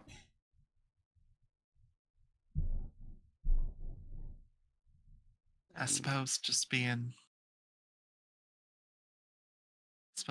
in my early 20s, I feel like life's over because I've made some mistakes, but that's just not how it is, huh? No, Aurora, people live a very long. Wait. You can live like a very long time, right? Yeah, at least 100 years, yeah. Oh my, that's 80 more years, Aurora. Think of what you could do in 80 years. You know what? I have a lot of family members out in, the world. We're going to see them, and you're going to see how old they are and see how cool they are, and realize, holy shit, you have so much potential. You can keep a secret, right? Oh, yeah, I can keep a secret. Let's keep it rolling. Okay. So I promised her that I wouldn't, tell anybody because she would want to make proper introductions. But, if you can keep a secret, I think you would really like my sister. Oh yeah, what's she like? She was super mean at first. She really hated me, getting to know me. But then my auntie kept pushing me onto her and kept telling me to stick through it and smiling like an idiot, and that worked out. And It because sounds like Stockholm syndrome when you say it that way, if I'm being honest. well, now she's like my sister now. She's like so close to me and super friendly. We send each other letters. She's really cool. You would like her. You would like her a lot. She's also a lot more like better at Wayfarer than I am. She's very westernized after her trip. Yes. My auntie is kind of worried about it. But yeah. You know, Oh yeah. I really don't get you. But I think that's okay. what I like so much about you, in a way. You have 80 whole years to get me, Aurora. Don't worry. I suppose I do. You're really sweet. You are very special, Aurora. And every day we spend together, I will remind you of it, okay? I'd appreciate that. I think I could use it. He's just gonna nod and then line up one landscape shot of the factory and take 2 photos. Hey, Hmm? bring that camera over here. Okay. Okie dokie. And then they'll, I'm assuming, like, Nafisa's definitely tearing up a little bit. Aw. Because the player is. Aw. Oh. Yeah. And then, I'm assuming that is a teary smile selfie with Aw. Nyx too. Yeah. Mm-hmm. As Aurora would take the camera and quickly flip it around to take a selfie with Nafisa. But specifically a selfie with Aurora giving Nafisa a kiss on the cheek. Aw. She's gonna have like the surprised face. Surprise Pikachu. Mm-hmm. I'm glad that I managed to stumble into you. I'm happy I could find you too, Aurora. Anyways, it's getting late. We should find Soleil, yeah, so you two can have your like talk. Yeah, that's right. I whatever you two do, I will, like I'm assuming it's a talk, but I'm not going to judge or anything. You're too much. You're really too much. I aim to be. Just maybe a little less talk about the brain hips and all that stuff, please. Oh, of course. You made me blush the same way in the bathhouse, so you have to take responsibility for that too. Yeah, because you're a really attractive woman. There's nothing wrong with me calling that out. Hips. No, don't you dare. It just goes like that, and as they walk off. Okay. As you walk off, you hear the big like steam whistle go off as a shift change is announced at the factory. These things don't ever stop. You just change your shift. You do notice that there is a what's it called? A like gnome appears to be Tetrarchic cleric. He's wearing like the black, like kind of priest outfit, but it's got the blue collar and blue line going down the front of it, and a big 4-pointed starburst in the circle, holy symbol, like hanging around his neck. And as the shift change happens, he and like some acolytes, they're all wearing, basically, like breathing mask kind of things, are going and like checking some of the workers as they pass and casting minor healing spells on them and stuff, and just seemingly just helping tend to the people leaving the job that day. Is that like company healthcare, or is that them doing it out of the goodness of their hearts? No, that would, well, you don't know for certain, but Okay. presumably it is an act of charity. Okay, God bless. I just noting that Aurora is actively sketching this in her downtime, just the scene of the workers coming out of the factory and such. Gotcha. Yeah, you definitely notice some kids and stuff come out too. Fantastic. Gotta love your child labor. Yeah. And yeah, with that, you begin your journey back to the Upper Spires.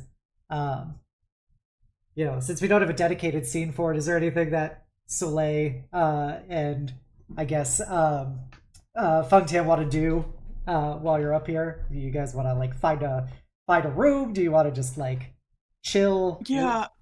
Yeah, we don't have to play it out just for the sake of expediency, but I imagine that Soleil and Omega will sort of walk around in a companionable silence and maybe chit-chat a little bit.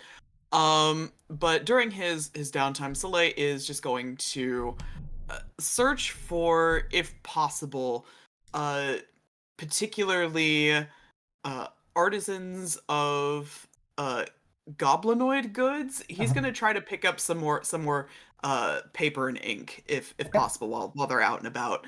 And as he's doing so, he'll keep an eye out for a quality establishment to rest their heads that night. Feel free to make just a quick investigation or perception check. Yeah. 15. Yeah, you're able to find not just a like a wholesaler of like goblinoid paraphernalia, but actually there is an older goblin. He's probably in like his 50s or 60s in human equivalent age, and he runs a very nice shop that he is kind of intrigued when you come in with your gilded tattoos and everything and clothing and weapons. But he was very accommodating. When you want to buy some paper and ink, he will gladly show you the good authentic stuff, not just the stuff for weebs. Good.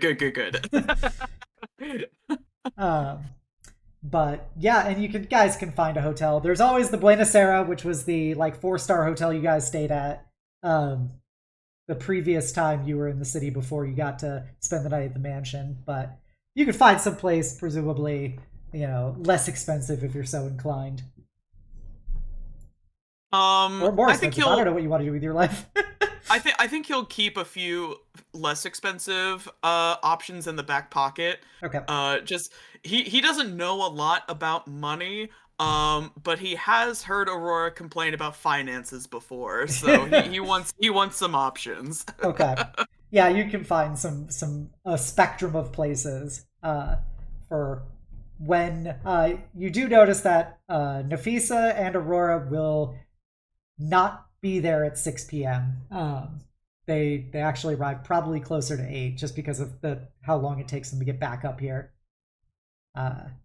So if anybody has like a message or sending spell, I guess they would like to cast. Otherwise, you're just gonna be waiting for a while. But yeah, I got message. Is everything all right? Messaging. Which one are you messaging? Let's do Aurora. All right, Aurora. I'm more trustworthy. Let's go. You get something psychically in your head. Oh, yeah, no, everything's fine. It's just took a bit longer to get down to the lower spire than it could. Oh my fucking god! I'm so happy you did that, Lily.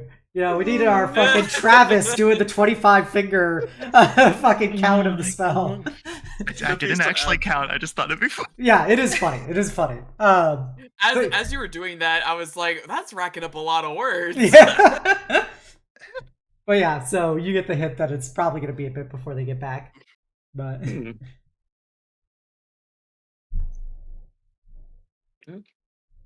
Very well. Well, I guess we'll wait.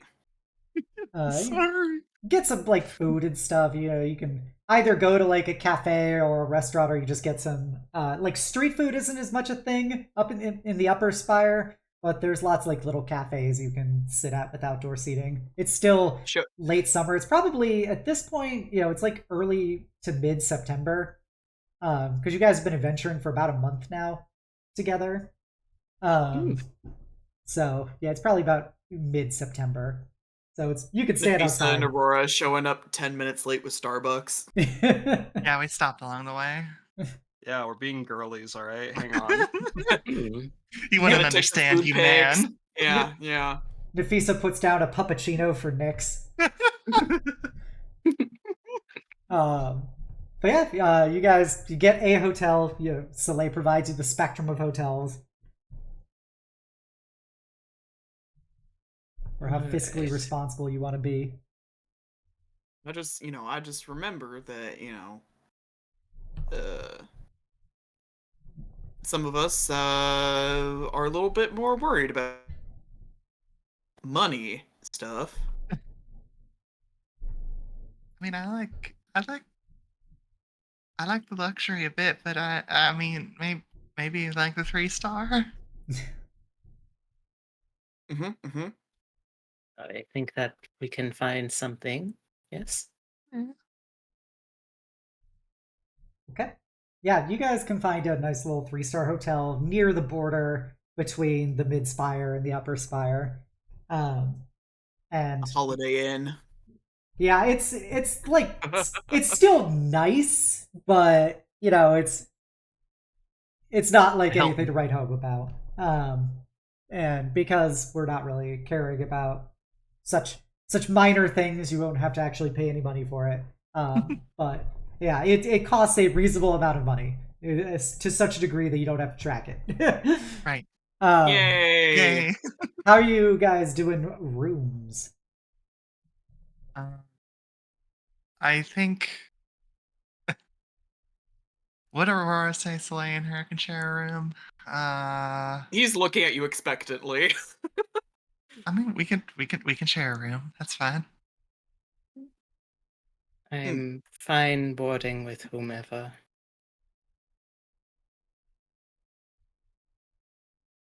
Nafisa Yeah. stepped away, so probably Nafisa would be happy to have Feng with her. Oh yes, I would be so happy to have fun with me. Question, DM, how much longer do you think is left in the thing? You could probably, you could probably have it done tonight. Excellent.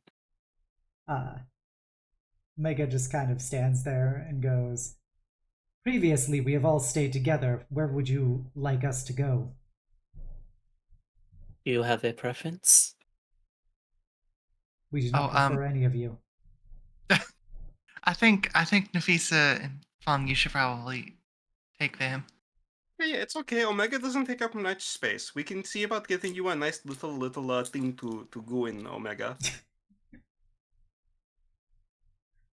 We understand the basic intonations of what you are trying to indicate. We do not simply goo, though. Enter the sleep state. Apologies. I will mess up my words a lot. But yeah, with that, you guys can divide into rooms. Omega will goop once they get into the room. They need to do their 2 hours of goop time, where they just turn into a little like rug of blue sand on the ground. There's a flower pot in the room. Nafisa absolutely empties it out and offers it to Omega to, Omega is way too big for a flower pot. Damn. But yeah, they just kind of gloop on the floor. Mhm. You notice from staying with them in the dome, like they're not really abrasive or anything. It just feels like cool metal basically when they're just in this puddle form. but they do appear to be, like aware while they're in it. Mm.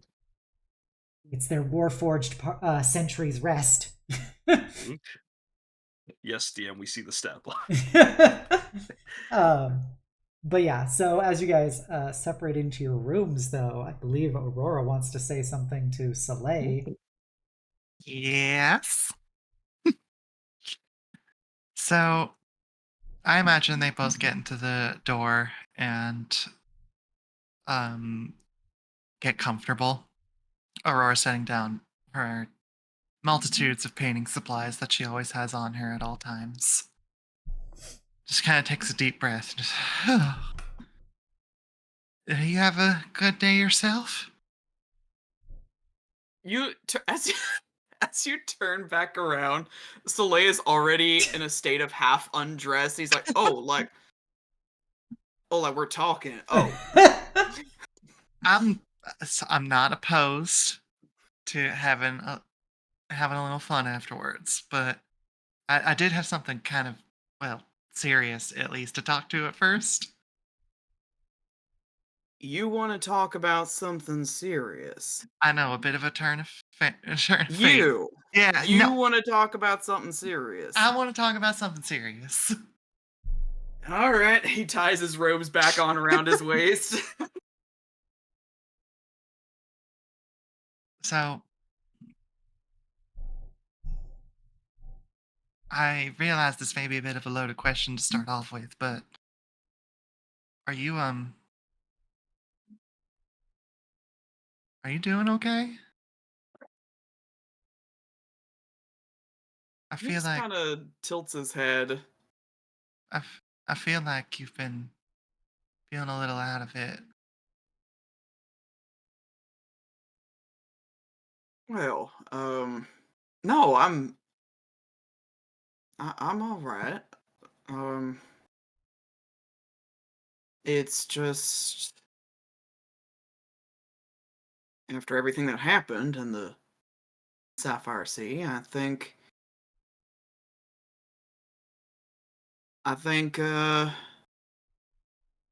y'all are starting to view me a little differently. How how so? He Was just was it something tilts that his head again. was it something that I did or that we did? Aurora, I don't think I realize you're trying to be nice here, but it's I get it. Like I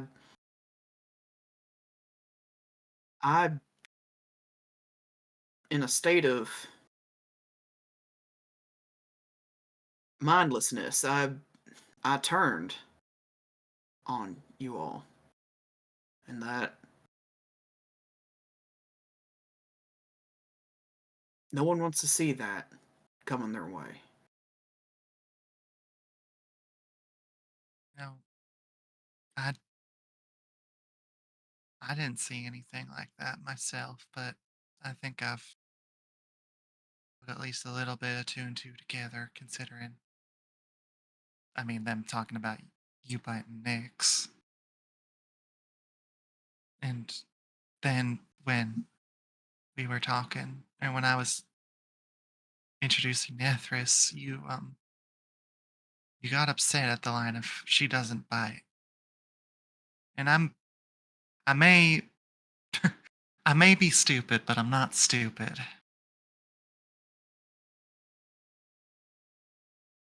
That was about that too, right? He just gives a little nod of his head. Can I ask you a favor then? That hmm, he just you can't tell because there's a mask, but he just gives a crooked smile and just you should be careful asking favors of the Fae, Aurora. I suppose that's something that I've yet to truly learn, but she'll kind of walk up just the smile on her face and a little bit of confidence returned to her. Just when I was, at least, next to the monster that you seem to hold inside you, I felt protected.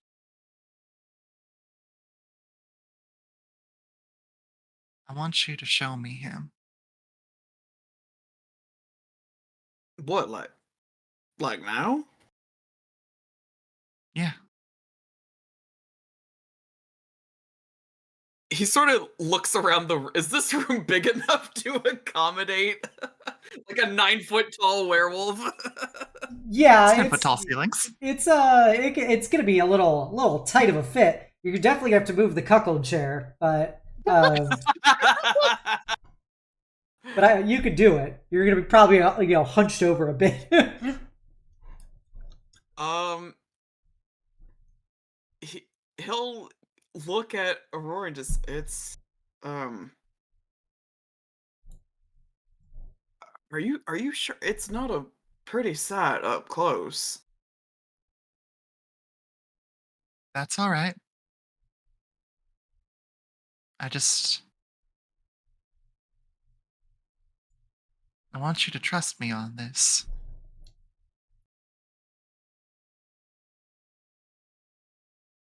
Okay. He'll back up away from Aurora, give himself as much space as possible. And yeah, he'll go ahead and shift, and he's right up close. It's a gruesome thing. I mean, ripping the flesh off of his bones and making room for muscle and bones snapping into place, fur growing, and once the shift is complete, just hunched hunched his back hitting the ceiling, um and just staring. She watches this whole transformation, and there's just a calm on her as she just kind of walks up closer to you, puts a hand onto your cheek. And he has more of like a snout almost in this form, correct? It's his head, like, is the deer skull in this Yeah, form, but it's gotcha. got, like, the sharp teeth in the Hmm. skull. And so she'll just kind of walk up, put her hand on his cheek, and just press her forehead against the essentially the mouth of the skull, and just say, "I trust you, okay? I Just know gives, like, a low groan and kind of leans into her touch a bit. this form. It's scary, but I know it's you behind there, and I trust you. You've kept me safe. All sorts of bad folk, just like this. So, please, please believe me when I say that I trust you, even now."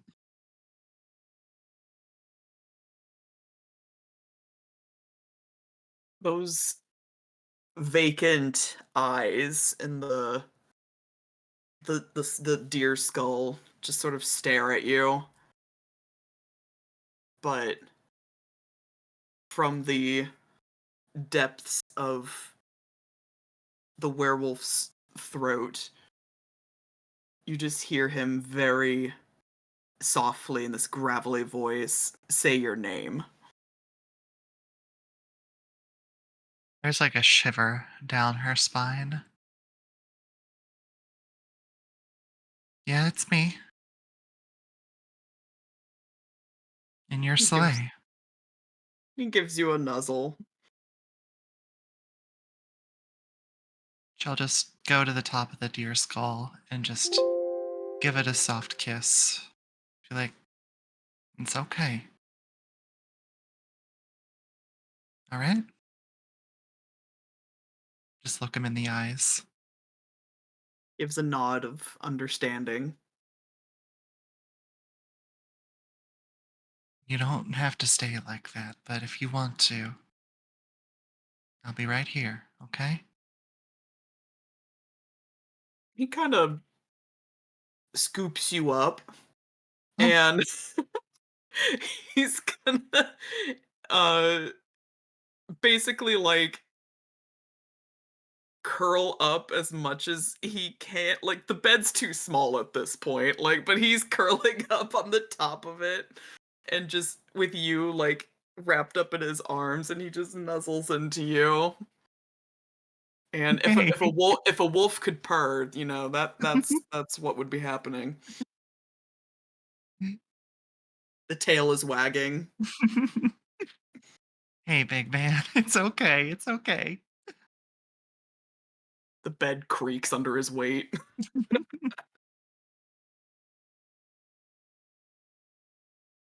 I'm glad that you're still here with us. I feel so much safer with you here. It's real nice.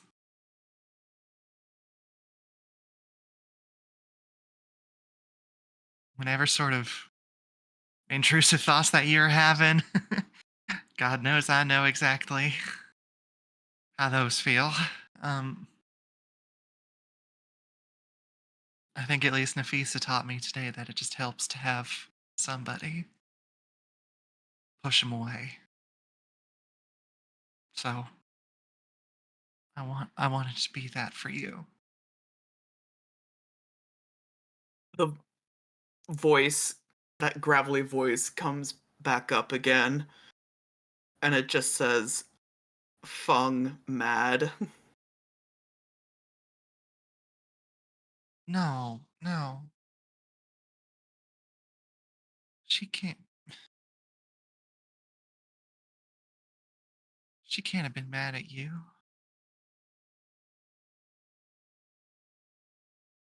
The tail stops wagging. Oh, hey. It's okay. She's still here with us. And she stuck around with you while you were waiting for us.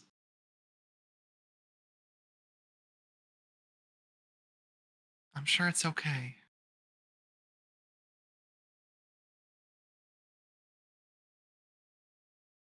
Gives a sort of non-committal like huff. Eh.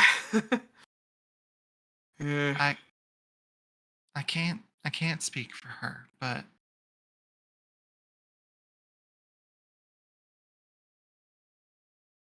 I hope at least my words have helped a little bit.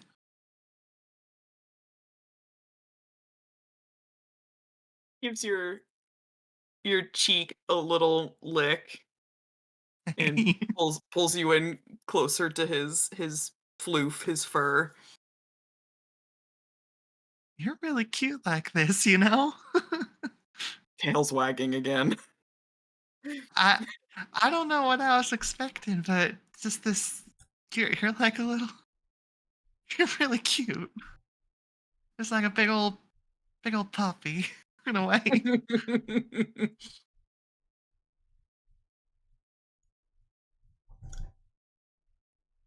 This puppy boy, man. Puppy boy man. Do you want to sleep like this? He does like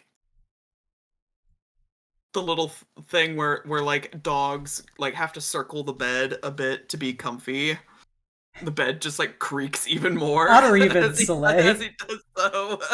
Oh no. Even. Even. The bed's real creaking, but it doesn't snap. Yes. Do you want me Nafisa to and Fung in the next room. Huh, what's all that creaking? do you want me to They're lay on likely your fornicating again. Do you want me to sleep on your chest or sleep beside you? Whichever way is best for you. He kind of scoops you up again, like, Oh, okay. You can place me wherever. but just like a little spoon. Your little spoon. Aurora feels very warm and more surrounded than she's probably ever felt. It's so toasty with your It's wool and so my fur. toasty. Toasty. But she just kind of sits there and stares, sort of like at the wall, just like, oh my god. But she's feeling content with the moment and just lets herself drift off to sleep right there with him. Oh, all right. Um, go over to Nafisa and Feng and Omega. Feng, Mm-hmm. how stealthy are you trying to be? Hmm. I think my intention was to try and hold out until the hold out until tomorrow morning to Okay. do it over breakfast. So I suppose I will try. Okay. So, yeah, with that, as you guys are in your room, after about 2 hours, Omega reforms, just kind of stands there. um, and, you guys can do whatever nighttime activities you wish to do before bed. Nyx is already curled up in her own little ball. Mm-hmm. I think the way that I'm going to try and obfuscate this a little bit is at this point, the only thing left is to do some like very simple braid weaving with some fabric. So I think I'm going to set aside my arm for the night, just disconnect since, as established, I kind of just sleep on my side. And you can just hear, like, even within my bag, you can just hear like shuffling as the arm is very clearly through mage hand still doing something. Okay.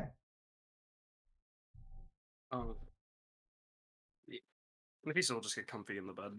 Okay. And is Omega just gonna like stay awake in the room the whole time? Yeah, like, Omega kind of looks at you guys lay down and stuff, and they eventually just kind of sit down and lean against a wall, just kind of like basically like on the side of the door, just staring, I guess, out the window. Um, and they'll just sit there for as long as they are uninterrupted. Omega, do you want to join us in bed? We do not need to sleep; it is unnecessary. Would Oh it yeah. be more comfortable? We do not experience comfort in the same way you do. Oh, Hmm. then please make yourself comfortable then, okay? But if you decide you'd like to hop in bed with us, let us know. It would be no shame. No problem. Of course. Mm-hmm. Understood. We appreciate your offer. Mm-hmm. How Oh. how was things earlier? I saw you and Aurora were going to take care of something, and it sounded like it took longer than expected to return. Oh, it was just us talking. It was just really sweet and nice and just spending time together. We just lost track of time and we did some sketching and some photos, and then we were all the way down in the lower Spires, so it took away back. And then Aurora spotted this nice little coffee shop, and then we couldn't say no to that, and you know. Huh. But yeah. How about you, Funk? How was your day? Um, I suppose I cannot complain. I've been having an acceptable day, if perhaps off. What's off about it? You are allowed Um, to complain. I, I, I am aware you're something of a therapist. You know? I do not have a license. No, many don't. Many of the best don't. That is a concerning statement of analysis pertaining to the mental health status of your people. Mm. Uh, Goblinoid culture is not always the most concerned with certain aspects of well-being. And licensure, apparently. They don't even have dental. I have heard tale that a phenomenal rogue who ended up spending her entire life working as janitorial staff, if you can believe it. Surely not by herself. I mean, what happened if she got sick? A very important thing to understand.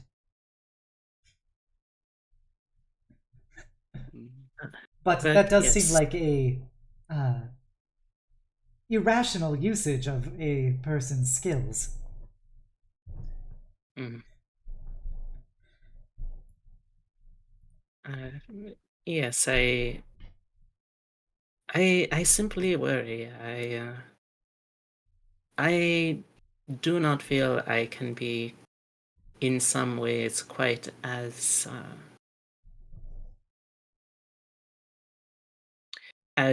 good of a person as I feel the party deserves. I wait. Fine, he's just gonna sit up at this point because she was very comfy, just being big and covered in nicks. But as she's sitting up, Fang, what do you mean deserves? You don't have to earn being anybody's friend. You can just be a person's friend. Mm, yes, but I I fear that my manner of expressing and communicating leaves much to be desired. Today, I feel I have. I feel I had slighted the staff of our employer, and that negatively impact things. But more than that, I fear that when I am not playing a role, I am not nearly so eloquent as I like to play at being. Hmm. I don't know much about playing a role, Fang, but if you can act, as she like finger quotes or quotes, if you can act that way, I mean, there's no reason why you shouldn't be able to do so normally if you wanted. But even if you couldn't, that's entirely fine. Today's a bad example. We all fucked up our words. Like, I'm super confident, but like, I definitely fucked up. I appreciate the sentiments, but the last time I allowed myself to improvise based on feelings, I fear I did end up getting a little carried away, and well, I do fear that I threatened to uh, kill Soleil if things did not stay under control, which does not feel very fair to him, certainly. You see her like nod along for a second before stopping and then like realizing that what you just said and then goes, wait. I mean, matter of fact is you recognize that you did something wrong, right? And you don't feel that way, right? Yes. Then you should tell him that. I know you mentioned that sometimes you mess up your words or your assumptions are wrong or the impressions are wrong, but that's I mean, you're the big into science, right, Fang? I'm not misreading that? Uh, I like to think I've learned things. Well, Professor Jacobs told me that a lot of science, a lot of studying is making mistakes. And when you make a mistake, you improve upon it. See how I, asked you if I had gotten the assumption wrong? That's because I used to get things wrong about people like all the time. I thought people would like me, but turns out some people don't like you at first. It's weird. Oh, I'm very familiar with that. Yeah, but if you talk about it with people and say you're sorry or try to be clear and direct, it sucks still. It's still painful, but the only way for things to get better is to put more work into it, right? If you want things to be better with Soleil, you should just talk to him. I do plan on doing so. It has taken me a bit long to properly prepare. Mm. What do you think you need? I will help you. Uh, I I thank you for the offer, but it is a bit late at this point to request help for it. A few days sleep and I will be as functional as normal. I Mm. I believe from past experience. Okay. I understand that you want to take your time, but just know that there is no rush and that no matter what, you and Soleil are in this team together. Okay? Mm. He will I don't think the fact that Soleil didn't just leave after what you told him means that he has hope in you too.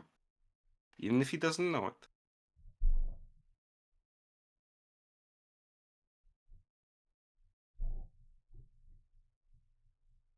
In defense of your initial assessment, though, it is prudent to have contingencies in place if he were to lose control again. Perhaps short of killing him if you find that to be inadvisable, but subduing should certainly be a necessary step. Mm. It's I up to you. suppose that both you and I, Omega, have something to learn about inhibition and control. Correct. We have already begun our own internal assessment. We will improve in future scenarios. I promise you guys, if worse comes to worse, we will never kill each other. I promise you. Nix and I are very strong, and I know if anything were to happen to us, you would stop us too. Hmm, I don't know. I would hope that if the situation required it, that you all would be uh, okay with killing me. Nafisa stops smiling and just looks at you with like the most deadpan face and looks down at you. Fung, Yes. she just holds you.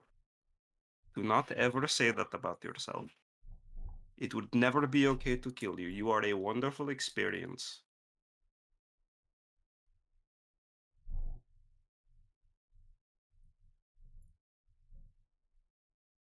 Oh.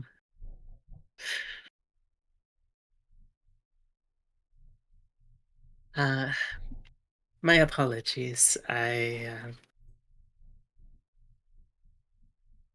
get a little hyperbolic sometimes when speaking of emotions. That's why I often do not do so unguardedly. It's okay. Words and feelings are hard, but I promise you, as long as we care for each other, we will always have time for them, okay? Now, I know you need your rest so that you can talk to Soleil, and it is getting late for some of us that looks at Omega. We should get some sleep, okay? Of course.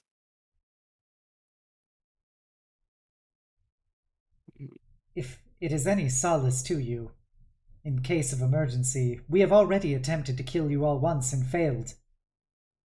Clearly, we are unable to do it at this time. I just don't continue know. staring.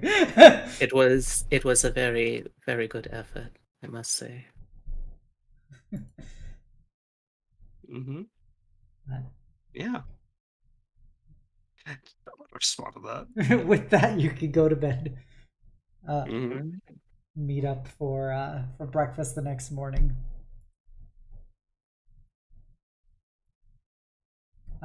I presume Feng will stay behind in the room for a bit as people go down for breakfast. Yeah, I got some things to take care of. We'll save you a plate or two, Fang. Don't take too long. Of course, I will not tarry.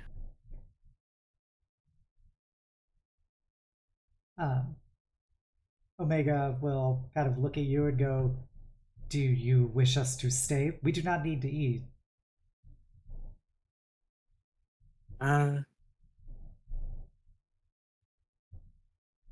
I I leave it to your discretion. You're not uh, you're not to be driven from here, but if it is something you collectively desire, you are welcome to stay.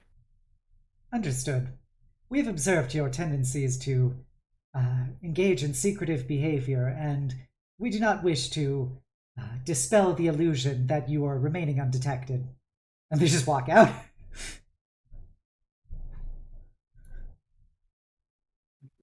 All right.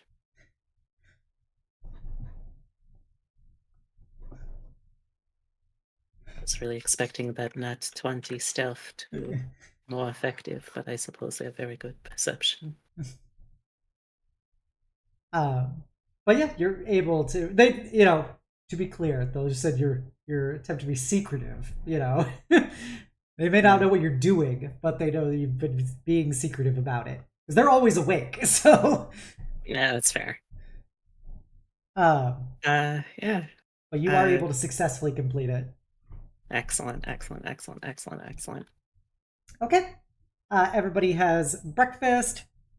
Omega sits down as you guys eat and just like observing things.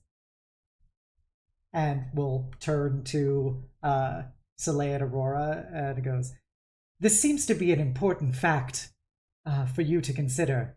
But in case of emergencies, we have already failed to kill you once. We will not attempt to kill you again unless it is absolutely necessary."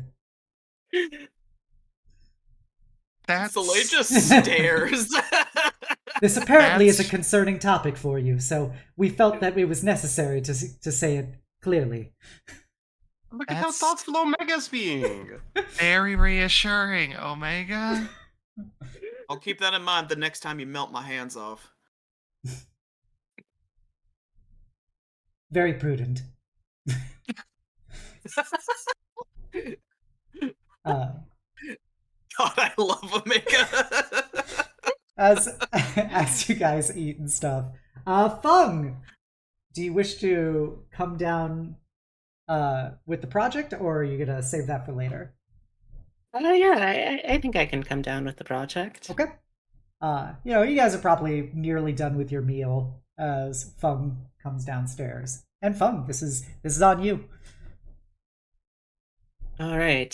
So Feng comes down. Her bag of holding is, it looks like she's kind of loosened it up a little bit. There's something inside, and as she approaches the table, she kind of clears her throat a little bit.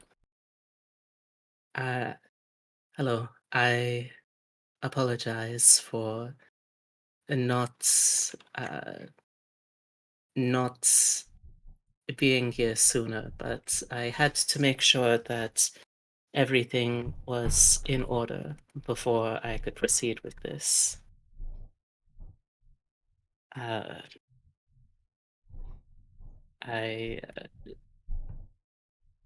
do not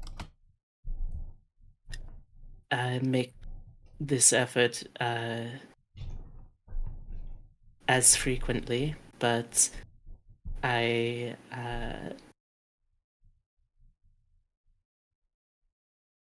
has been a while since I have done this for people I have not known particularly well before. But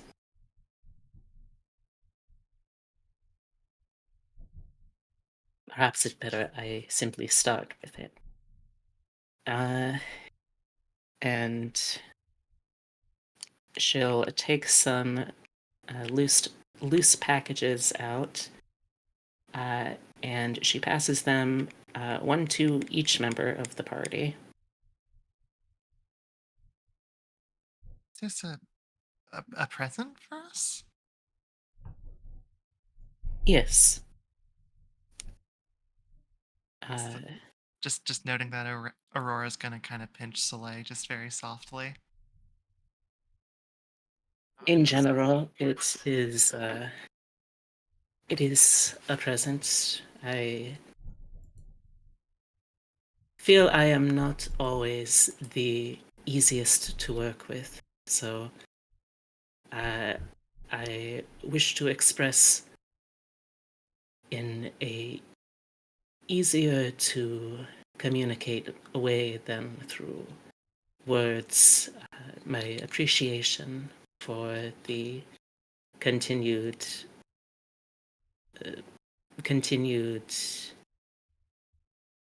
patience in that regard, and the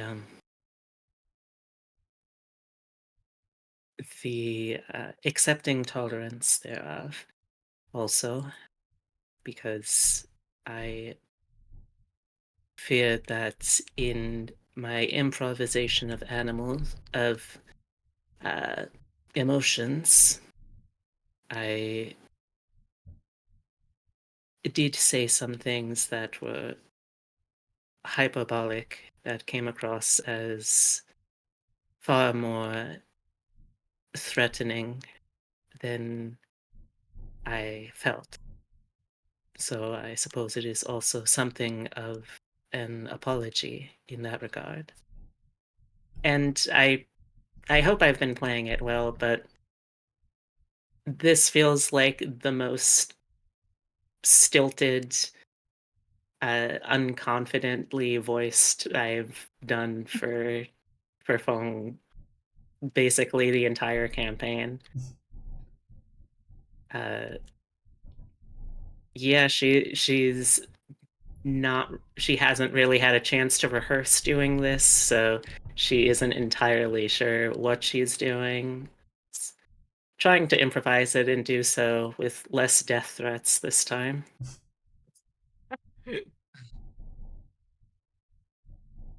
But yeah, I'll leave it up to you which package is opened first.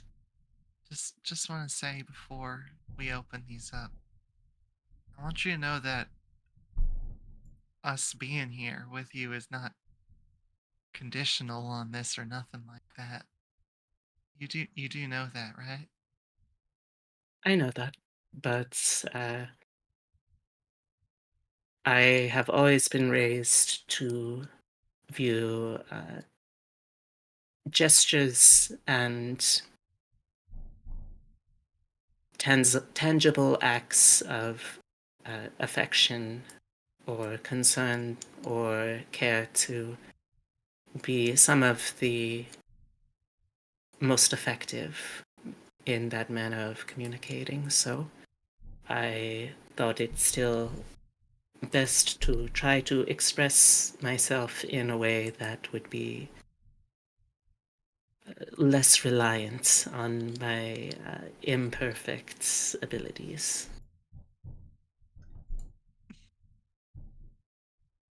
Aurora just gives her a knowing smile. Just nods. Does You know, anyone? Fong, Go ahead. given how you and I talked last, I recognize that you care a lot. You were making your point very clear that you would do whatever it takes to help those you care about. And while I don't appreciate being threatened by someone I considered an ally. The fact that it hurt so much shows that I thought pretty darn highly of you. And the loss of such an alliance was upsetting.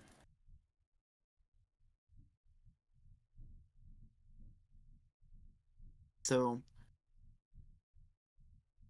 I know that it's it's hard to ask you to trust me after everything. Likewise. But I do still hope we can be allies.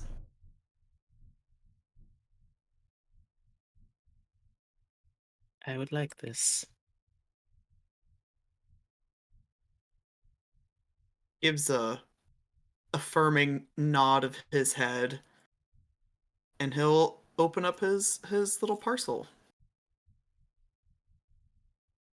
Alright, so it is a predominantly in mix of some pinks and maroons and a couple dark reds for the collars and accents. It is a silk shirt, sized as close as she could get to his proportions and measurements.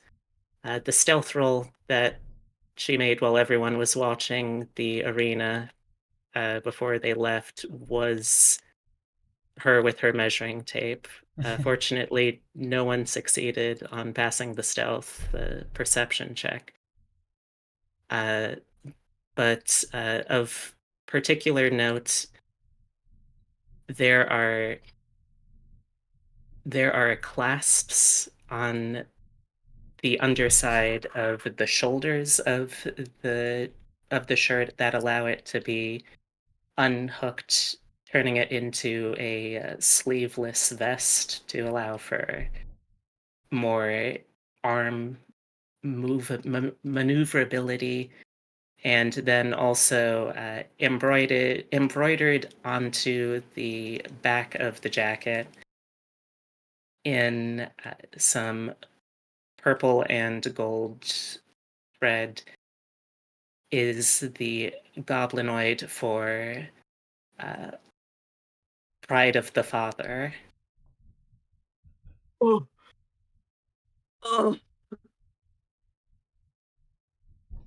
Oh my god. I think Soleil, as he's looking it over, he's about to make some sort of quippy remark about how he doesn't wear shirts. Um, but he's admiring the craftsmanship nonetheless and recognizes the skill and the time and effort that went into it. And then he flips it over and he sees that script. And you see he visibly freezes at that. And he just kind of sets it down. And after what feels like an eternity to him, it may have just been a few moments, but he just looks up at Feng, and of course it's hard to read him given you can't see his face. But he just stares and says, "Thank you, Feng."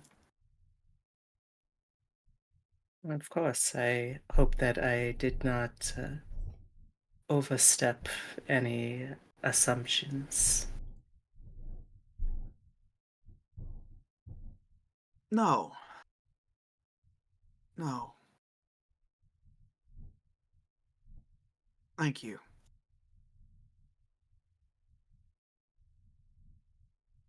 And you see he like folds the shirt back up like as neat and pristine as as possible.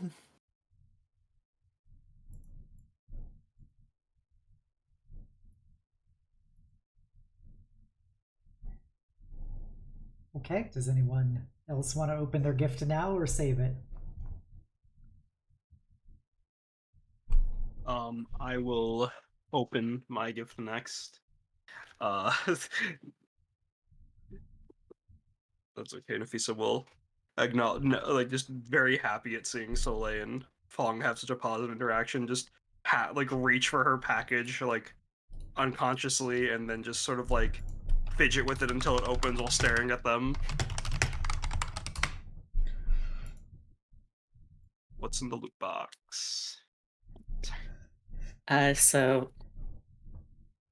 this is primarily, I think, I think it's primarily a scarf, because she wasn't entirely sure when she started this project what would be the best article of clothing to go for. She didn't really have enough time to do any kind of like full outfit ensembles for anyone in particular. So again, trying to match just the very delicate, very lightweight fabric that can still be layered up. It's a very long scarf, so it's designed to be able to be purposed into different kinds of outfits. It can be wrapped up into a cowl, a dress, simply used as a scarf or a headscarf. And while it is, by and large, still primarily red along the edges, again in the same gold and purple embroidery floss, you can see that she's tried to not duplicate the exact patterns, but has tried to, as best she can, copy the techniques used to create the iconography, like for the embroidery that she's been seeing and seeing Nafisa wear this whole time. Just trying to add some new elements to it, see if she can design some new additional animals to it. And you can see something that looks like an attempt, at the very least, at a cow in green and purple that has been added very proudly into a wide part of the scarf.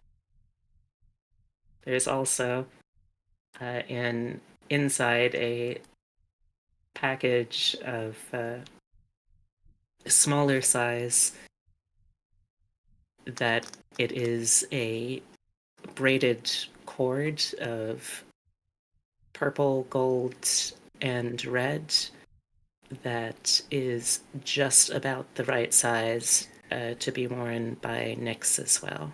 Aww. Mm-hmm. Just I took them, so yellow and purple scarf with green kilim embroidery, and then a braided cord of purple, gold, and red for Nyx. Yes. Thank you. I am making notes for if I draw Nafisa again.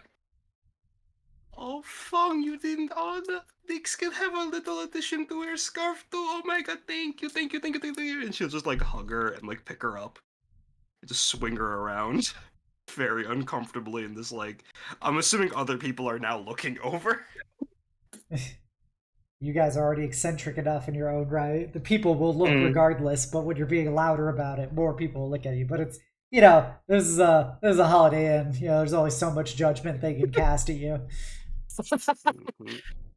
Holiday Inn. Real.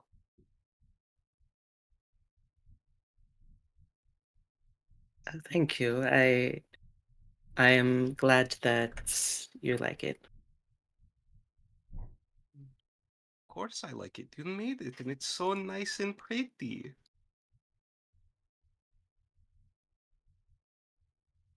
All right. Aurora, do you wish to open it or save it? She will open it. Just kind of, there's just this big soft smile watching the two of them just so happy with their presence to the point where she's just like, I don't even care. This is already a great moment. But we'll open the present herself after Nafisa puts Fun down. Right. So, so this is a sheath dress of, again, this very lightweight silk that it's very easy to fold, it's very easy to roll, it's very easy to layer up upon itself, that has been formed into sort of a sheath dress. It's very body hugging, but there's also you, you find that there's a lot of pockets, an inordinate amount of pockets in the cowl neckline pocket, along the leg line pocket, inside the boning part of the bodice pocket. Like, she has meticulously tried to find as many places you could fit as many small, roughly scroll to paint tube sized objects as possible, just all conveniently nestled in within arm's reach at all times. And again, she of course has to treat the hems and the edges with more of the gold and purple thread, but I would say it's primarily a very light, kind of blushy pink to it. Oh, Fong, this is incredible. There's so much thought you put into it. Like all these like little pockets for. Yeah, I mean, I carry so much stuff on me at once. This will help with that for sure. Oh my god. I'm very glad to hear that. I where'd you learn to do this? Uh, well, I I have studied many things, many of them not what my clan would consider my best skill set. So I'm good with my hands. Not to mention, when you have as much, I believe it was once said to me, as much energy as a youth who has been raised in the theater, you simply must learn to costume and wardrobe for yourself. That's wonderful, Fong. You're always full of surprises, aren't you? I try. Thank you. Again. Real means a lot to me. I'm glad. Like I said, I am not particularly good with my words, so I try to make up for things in other ways.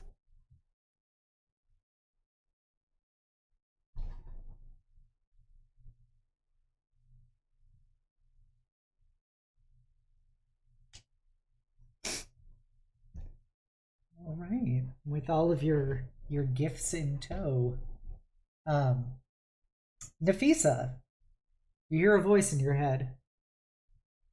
Yeah. It's Zelig as she goes. We have discussed everything. Please report back to the estate. We have follow-on questions and potentially additional tasks. That's it.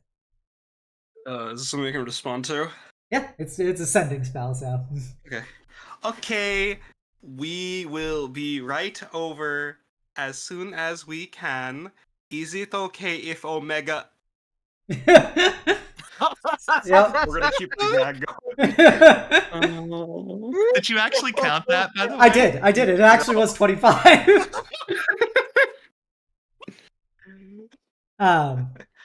But yeah, so you get no response. Yeah. Alright, we will just have to be careful. Omega, please, when we go there, if you start feeling vibrating, we will deal with that as we can, okay? It is Understood. okay if I know you said that you are working on you are self-assessing yourself, but it's okay if you make a mistake, okay? We will be here to help you.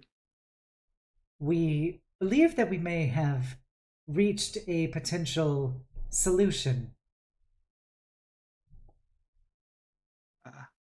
Perfect. Okay.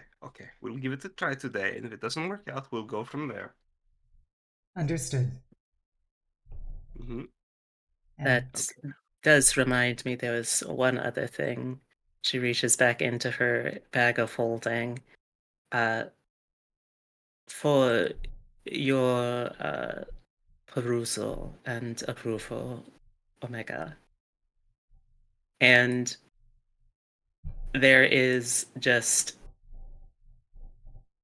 a entire personal journal's worth of fashion design and clothing blueprints and patterns, because she figures, hey, this robot is always buck-ass naked. But if they make their clothes, I can at least provide designs for that.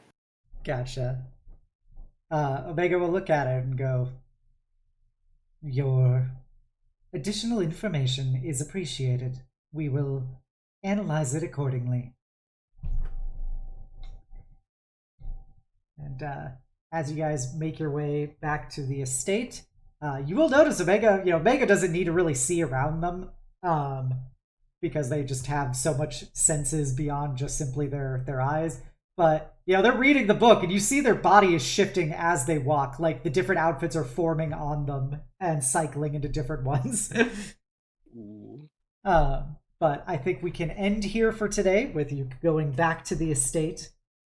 You'll have to set sail next time. But we had a lot of good heart-to-hearts, and I hope everybody had fun. Oh, it was so good. It was such a good emotional episode. Thank you so much, Obs. I'd love to see it. I hope everybody in chat had fun watching it. If you haven't done so already, please give me a follow here on Twitch. You can give me a sub over on YouTube, where I have every session of this campaign, as well as my previous campaign, Eberron Ash's The Last War, that you can go watch. You can also follow me on Blue Sky to see all my art and unhinged thoughts. You can also join my Discord, the Eternal Citadel, and be a part of my incredible community. I want you all to know you're all beautiful, amazing, and valid people, and I hope you enjoyed spending your night with us almost as much as we enjoyed spending it with you. And never forget the most important part, which is the world is better having you in it. And on this wonderful trans day of visibility, may you all be valid, beautiful, and if you choose to be visible, know that you're an awesome, awesome being. And if not, you're still awesome. And we'll be waiting to personally compliment you when you are. All right, that'll be it for today. We are going to be back here on Wednesday afternoon for more Fallout 4. And this Friday, we're going to be finishing the League of Legends character Smash or Pass on Christie's stream. So come by to hear me thirst over various characters. I think we got halfway through it. I think we got 65 or something left. I think we're on. So there's 160 at this point. There's so goddamn many. I think we're on R. Okay, that's not bad. Bad. But that'll be it. We are going to be rating Tilly. I think it's Tilly's birthday today. She is a good trans little elf bean. If you're a follower, please copy down the call to hugs. If you're a sub, please copy down the knight's message as we go send Tilly lots of love. But I will hopefully see you guys soon. So have a great night, everyone. Bye! Bye. Bye.